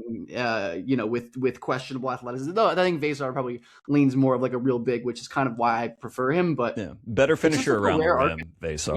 Yeah, like it's just like a rare archetype that I think, I'm not trying to like bump these guys too much up because of like what their archetype is, but especially for the Hawks, like, and we know Quinn Snyder likes these guys, and I think he'd be good there. There it is. Will, 24 for the New York Knicks. Yeah, for the NBA champion New York Knicks. Crazy. Which is crazy. I just moved to New York a couple days ago, and it's like that all the time. Here. Will, just every day. It's crazy. Between that and the World Cup, it's mayhem here. But I'm gonna go with Bruce Thornton here. To me, he's the best player on the board. I just think, his touch indicators are just as good as any prospect I've ever evaluated, and that's not something that can be ignored. Even if he is, 4-year college player or whatever. And I think, looking at the Knicks, right, like they obviously have tons of guards in their rotation right now, but inevitably over the next few years, this roster is just going to become more expensive. And I think getting a guy like Bruce Thornton who, can make an impact day one, but I think, the investment could really pay off in a player like this a couple years down the line when inevitably they start to lose some of the dudes that are on their roster now.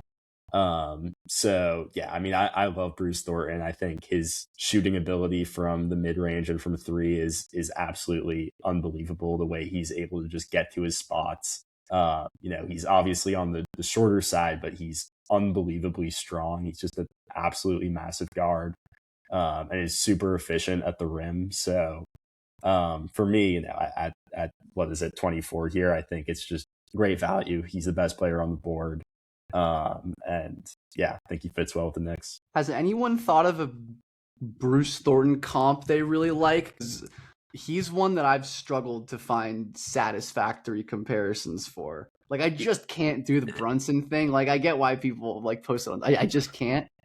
Like, his body type too is just so unique. Which is part of. I mean, I'm also high on Bruce Thornton. Like, I echo a lot of what you said, but he's such a unique player that I'm fascinated to see what he ends up looking like. Yeah, I think a low end outcome is like Michael Jordan, probably. Like, floor. I'm probably a little higher on him. The ceiling is the like, roof.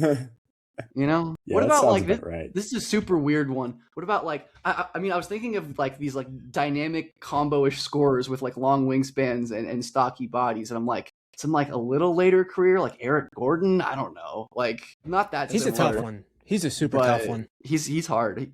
He's awesome though. He's a great player. There just aren't that many dudes that are. I mean, you measure it at like 6 foot flat without shoes, and he's what 220, 230 pounds. Like there aren't really guys with that body type.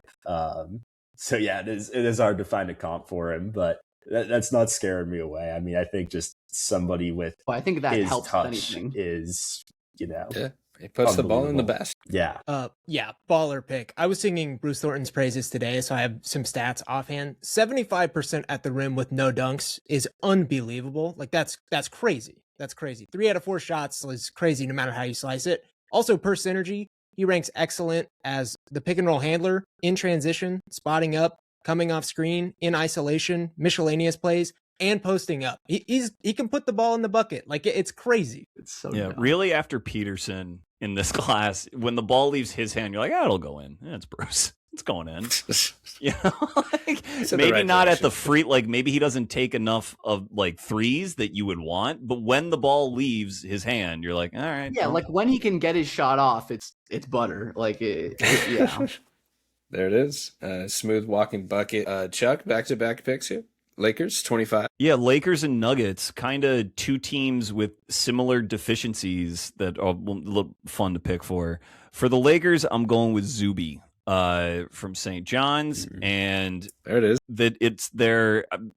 It would be one that made me very happy because I was very big on Thero last year, who they seem to take seriously as a real NBA talent and a player worth investing in, which is good because I certainly felt that way.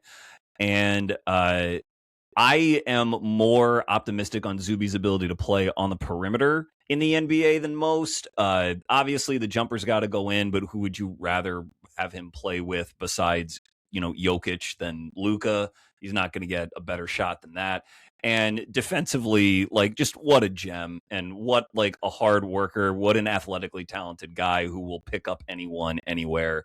And that, it's the swing that makes the most sense for a team that, like, badly needs, like, a very athletic person to play real minutes for them. So between him and Thero, you hope at, like, 1.5 of them is what I think they could be, but just very happy to take Zuby for the Lakers. My big board is not finalized, mostly because I'm like, how high can I put Zuby Ejiofor before it gets like minorly embarrassing? That's right, Like, baby. I just keep moving him up. More recently, he's so different. He's the man. I just recently moved him up after our last podcast with Chucking Darts. He really stood out on that one. And, when I was researching the last big board, I had him a lot closer to the best defenders in this draft because he just does a lot more things than I realized. Like, he's not just an elite. He rates really highly as a defender via everything, but he's also like a good scorer downhill. And I think you can kind of bet on some of that downhill scoring. I threw up this chart here just to show off his tools there. He's got very high, ranks very highly in both stocks per foul and wingspan to height ratio, right there with Yaxel and Ebuka. So, if someone's not as familiar with Zuby's game, like he's could be one of the better defenders of the class. Yep. And sorry, y'all take it. And to that point, fits well with Luka because he's one of the better defenders of the class and a play finisher, and that goes well with the Luka. I was going to say, like, near historic free throw rates, too, for a guy his size, just because that just shows that he played small 5 and centers could not guard him. Like, he's too quick, too twitchy for them to keep him off the free throw line. So.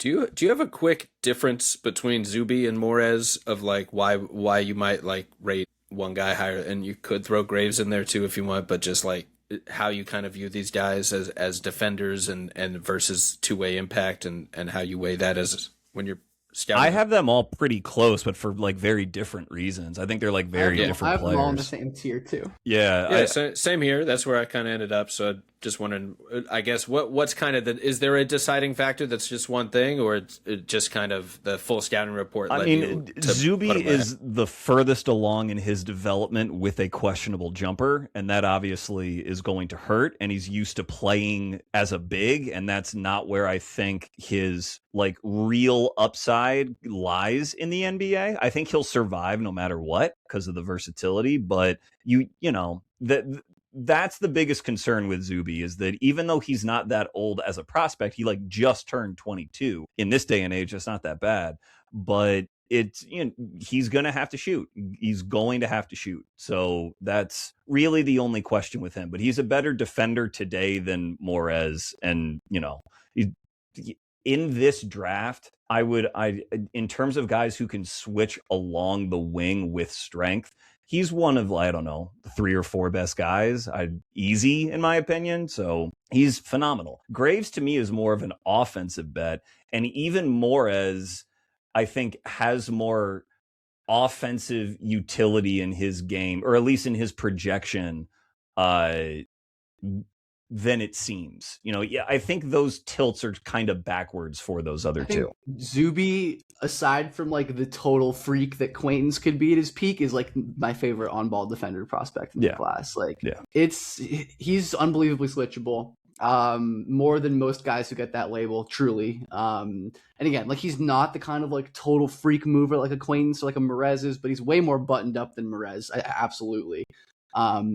And then I think he is so physical, so laterally quick. Yeah, I mean, I love Zuby. I have no complaints, obviously. My tentative comp for him has been like if you had Jalen Williams out of Oklahoma City, and like for every tick that you took the 3-point shooting down, you added defense, is like just move the defense to elite and then take the shooting away. And it's like you can kind of squint and see the vision. What if he's just like Gen Z Taj Gibson? Like just switchable, tough forward that sticks around forever on good teams. Like sign me up for that.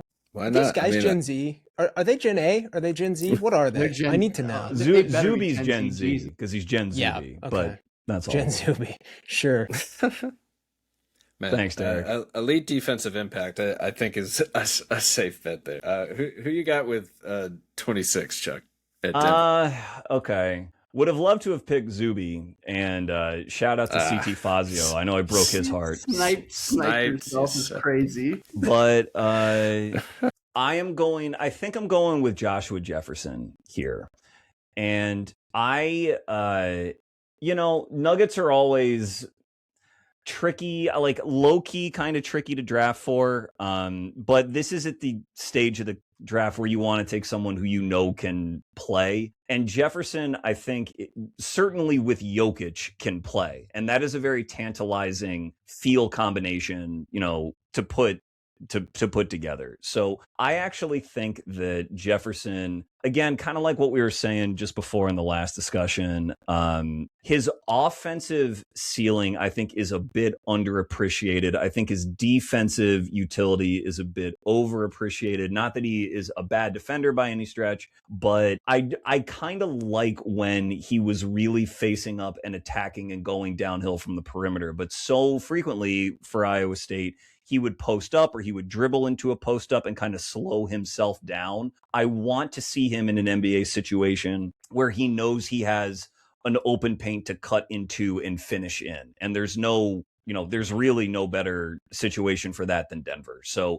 I'm not drafting him to like solve a problem on the Nuggets because I think that's too much to ask, even of like a college veteran like Josh. But I think his jumper is decent. I think he's a better shooter right now than Zuby is, for example, just is not the athlete that Zuby is, and clearly has, hoops feel that's off the charts. So at like that intersection right now makes it a pretty easy pick for me. So I take Jefferson. Chuck cooked. Zuby and Josh Jefferson back to back is just awesome. Yeah, you could flip those easily, and I think I've done both. Yeah, I think both of those for both teams. But yeah, I mean, I think Zuby. I don't know. I think is better. They're both so good. I mean, I have them both in like the same range as these guys. But there it is. Will with the Boston Celtics. Yeah, wanted Joshua Jefferson for my hometown Celtics. But alas, definitely apparent in the playoffs this year. But the Celtics severely lack that sort of center depth, and I think the team will look better next year with Tatum back in tow. But needless to say, I think a lot of those weaknesses were abundantly clear when you had a bunch of dudes running around that could theoretically shoot, but the ball wasn't actually going in. And then obviously there was a lot of deficiencies at the center position. So going to try to shore some of that up with Terrace Reed Jr., who obviously had a spectacular college career, definitely has great physical tools. I think he's just a very skilled post scorer as well. So I think, he's a good pick, good value here at the end of the first round, and fits the Celtics well as a guy that can actually, bang it in the post with some of these larger big men that do exist in the league still. I like it. They need some help down low, and Vooch might be out to free agency and need someone to anchor the D, and Reed is one of the better prospects in the draft, or big man prospects, I should say, at this point in the draft, with that athleticism. How do you like the fit with Giannis, Will? I love it. Yeah, we'll see. We'll see what happens. Unless the Kings swoop in and make the Godfather offer there, Still on the table. Is there any Giannis rumors you guys buy other than the Miami ones? Any hidden I Giannis don't know, rumors you honestly. guys know about Yeah, that, no one. that snuck under it? I think Boston makes the most sense, but I don't know that I buy any source. It just seems to make the most intuitive sense. And it seems like it would be the right time. If they were going to trade Jaylen Brown, this would be the time to do it for a few different reasons. But yeah, I don't know. I think we're fair. underselling the Kings. I mean, the Antetokounmpo purple jersey would go crazy. Crazy. Light the beam. Ben, Minnesota, Ben? 28? I'm actually deciding between a couple international players, but I'm going to take Sergio De La Rey here, who I think is undervalued by consensus, probably because he plays in Spain. But I think he's the perfect kind of point guard to pair with Anthony Edwards. I've been trying to, like once upon a time, this was Tyler Tanner on all my mocks, but that ship is sailed for the moment. We'll be back. But yeah, De La Rey, I mean, I don't know if I view him as like a true primary initiator, but I don't really care on an Anthony Edwards team. Like he's definitely like qualified feel and skill wise. He's just not bending defenses from the perimeter consistently in the way that I kind of wish he was to project him as like a true point guard. But that's fine. He's huge. He's like 6'6" with like a 6'9", 7 foot wingspan. Not 7 feet. Like it was like 6'9", 6'10" wingspan. Very large human being who can really shoot, who's a crafty, creative pick and roll passer. I think his defense this year was pretty solid. Like generally a good, impactful player in like a tough pro league with Valencia in Spain, playing with a lot of good players. Yeah, I think De La Rey is awesome, and I would be happy to take him a good bit higher than this. But I think especially Minnesota is a great fit for him. If they keep Mike Conley around, Mike Conley's a great player to learn from. Like in this same kind of, they're very different players, but like, you're developing Sergio hopefully as like a complement to Anthony Edwards, right? Who can like be more of like a, primary decision maker at times when he needs to be. But ultimately, I just like that fit a lot. And I think De La Rey is one of, if not my best guys available at this point. So. Yeah, I think Minnesota could kind of use a natural point guard to replace Conley, and do agree that they could kind of free agent. DiVincenzo is off an Achilles. Like I think they really just need to take to find someone who can like really contribute in the backcourt, which can be hard to find. But I think this draft, like even like I thought about Malik Thomas too. Like I think that's an option I think would work too. Yeah, and someone to run the offense with Ant, like you said, like let him focus a little more on scoring and let Sergio or a point guard run the playmaking a little more in the initiating, and if he can kind of hit the open catch and shoot threes that Ant inevitably will draw doubles and create, and hit that defense, like you said, with some real physical tools, measured well recently before the draft. So I like that pick at point. I'd support it. I just worry about Connolly really needs to be saved from himself a little bit, because he just goes after like the most athletically twitchiest, just De La Rey does not seem like his kind of guy, but I agree that I think they should. Fortunately, I am not Tim Connolly. So. That's right. That's right. I can take my vegetables and pick a guy who's not going to be crazy and dunking in transition and help us out a little bit. I did a predictive mock draft that dropped today, and I had the exact same pick for all the same reasons, Ben. So yeah, I really like the fit. I like it. I'm gonna go to the next pick here. The Cavs 29th. I think I'm gonna go Isaiah Evans here. Just a guy to fill in this starting lineup, and I do feel like I'm drafting for fit a little bit, but for this win now team that like clearly needs a wing to that fits specifically what they need, like someone to hit the catch and shoot threes off all this creation, someone to defend other opposing wings and fill out just kind of the small forward depth of this team, and a little bit of on-ball juice, but really just kind of betting on the D&3, the athleticism, like clear closeout attacking type of NBA athlete at Duke, and just plenty of signs to kind of bet on here at the second last pick in the first round. Yeah, I like Isaiah. He got a lot better this year. Got more athletic, more impactful defensively, crazy shooter. Really good in the clutch in a lot of those games too. So yeah, even against Florida, was it the Florida game where he was like 1 for 8, but his one was the winner? Maybe one of those early season Michigan games. State, I think, was kind of like that too. It might have been that one, yeah. But would you? I kind of think of him similarly to Zion James from last year with Duke. You guys see any similarities there for like betting on the talent, the athletic, defensive, closeout attacking talent, even though Evan's probably a better 3-point shooter, but I think they both kind of have that. Anything? I don't know, Sion is just more of like an on-ball like pit bull to me, like just so much stronger than Personally, Isaiah. find those two particularly similar. Yeah, and Yeah, Isaiah, like his volume probably is just irreplicable. comparing Role-wise. roles at Duke, maybe a little bit as well, more than the players, but maybe capable of filling similar roles, I guess, is where I'm at in my head at Duke. But we'll take it.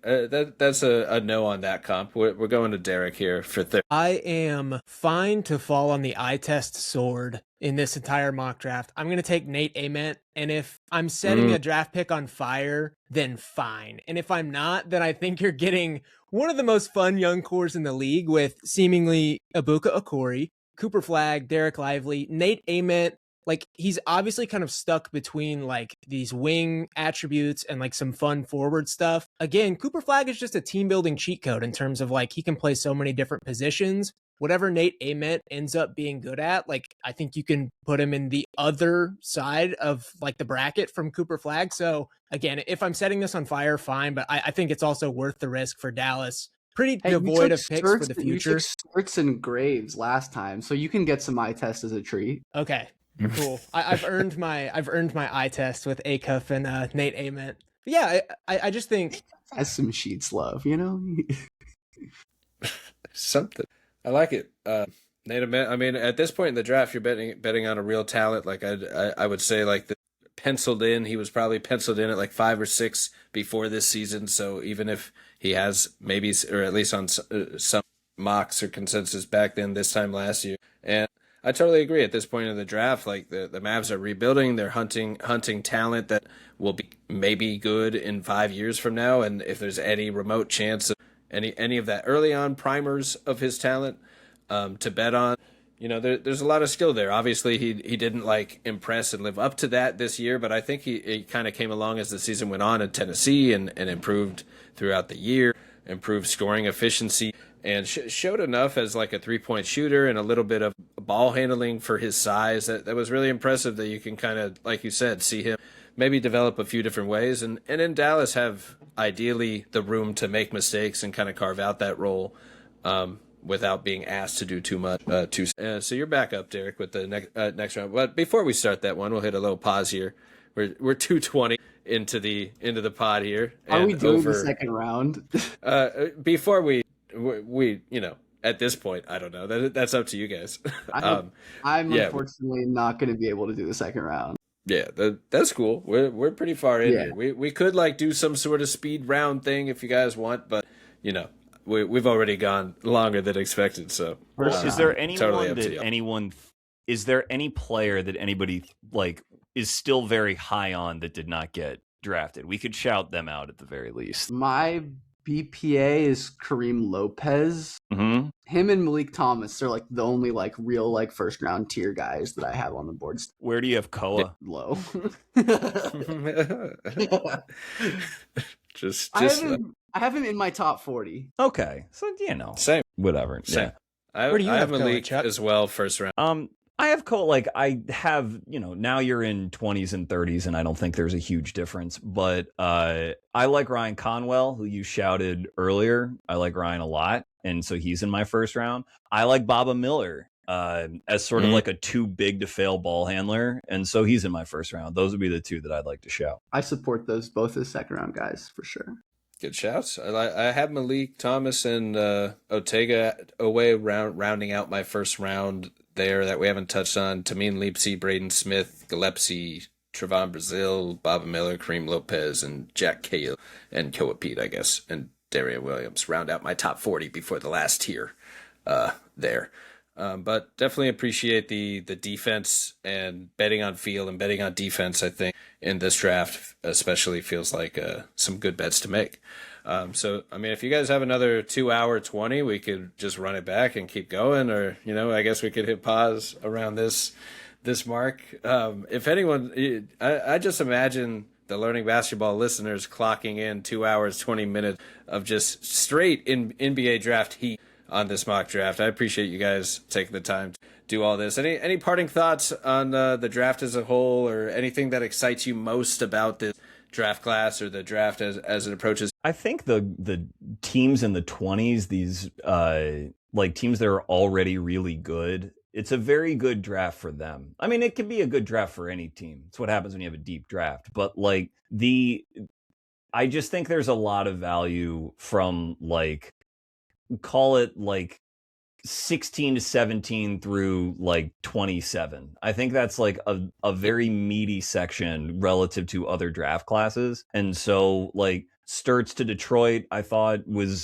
is a really, really good match. Vesar to Atlanta. I think like these are extremely helpful picks potentially, for teams back. I agree, Chuck. I'll be curious to see if, like we think, if that is in the 17 to like 25 range, or if these players end up making it to 30, 35, like, because they're not all going to think like right? We do. There are always guys. Yeah. People are going to slip, and I think it could be good for those teams as well. The only range I'm not like so crazy about in this draft is like 5 to 9, just because I think there's such a tier, like there's such a glut of players. Like I'd just rather be picking lower in that tier so I can, trade back, whatever. So I don't have to so I don't have to decide between as many players. But yeah, I mean, I agree. I think like mid first, maybe like once you get to like 29, 30, like into the second round, it's not as strong. But like I said, there are going to be players that we all think are first round. Like Bruce Thornton's probably going to be there, and we're all going to be like, we're all going to be stoked with whoever takes it on day 2. Yeah, that 5 to 9 range is tough because obviously there's going to be that run on guards at some point, and just the frank reality of the draft is that one of the Bennett, Stirtz, Christian Anderson, Bruce Thornton types is just probably going to be better than one of these guys that is getting ranked in the top 10, or maybe even 2 of those guys that are getting ranked in the top 10, or maybe all of them for all we know. So yeah, it's going to be fascinating to see how it plays out, and I don't envy a team that has to draft one of these or make that decision between all of these guards, who I think are all very, very good prospects in their own right, but a lot of them definitely have fundamental flaws that it's so hard to pick between this. Like I'm just like, give me whichever one falls. Yeah, and I don't want to make it seem like I'm low on a lot of those guards because I am quite high on them still, but Stirtz and Thornton are both great, and I don't know, I just would be surprised if every single guard from this class ends up amazing. It just is not the way it works, right? Yeah, super like unlikely. And for some reason, I thought of the 2009 draft. Like, which team is going to draft, Rubio and Flynn and leave the Steph Curry there on the board? Like at the time where everyone bets on the two. Like, at the time you can't go wrong. There's all these exciting guard prospects, and then 5 years later you can go wrong. And you can bet on the wrong guy. But man, it's super interesting to see how it all plays out. I do think, who do you think slides the most? One last question here, out of everyone that we were higher on, is it Ebuka maybe that slides relative to obviously he's at 9th.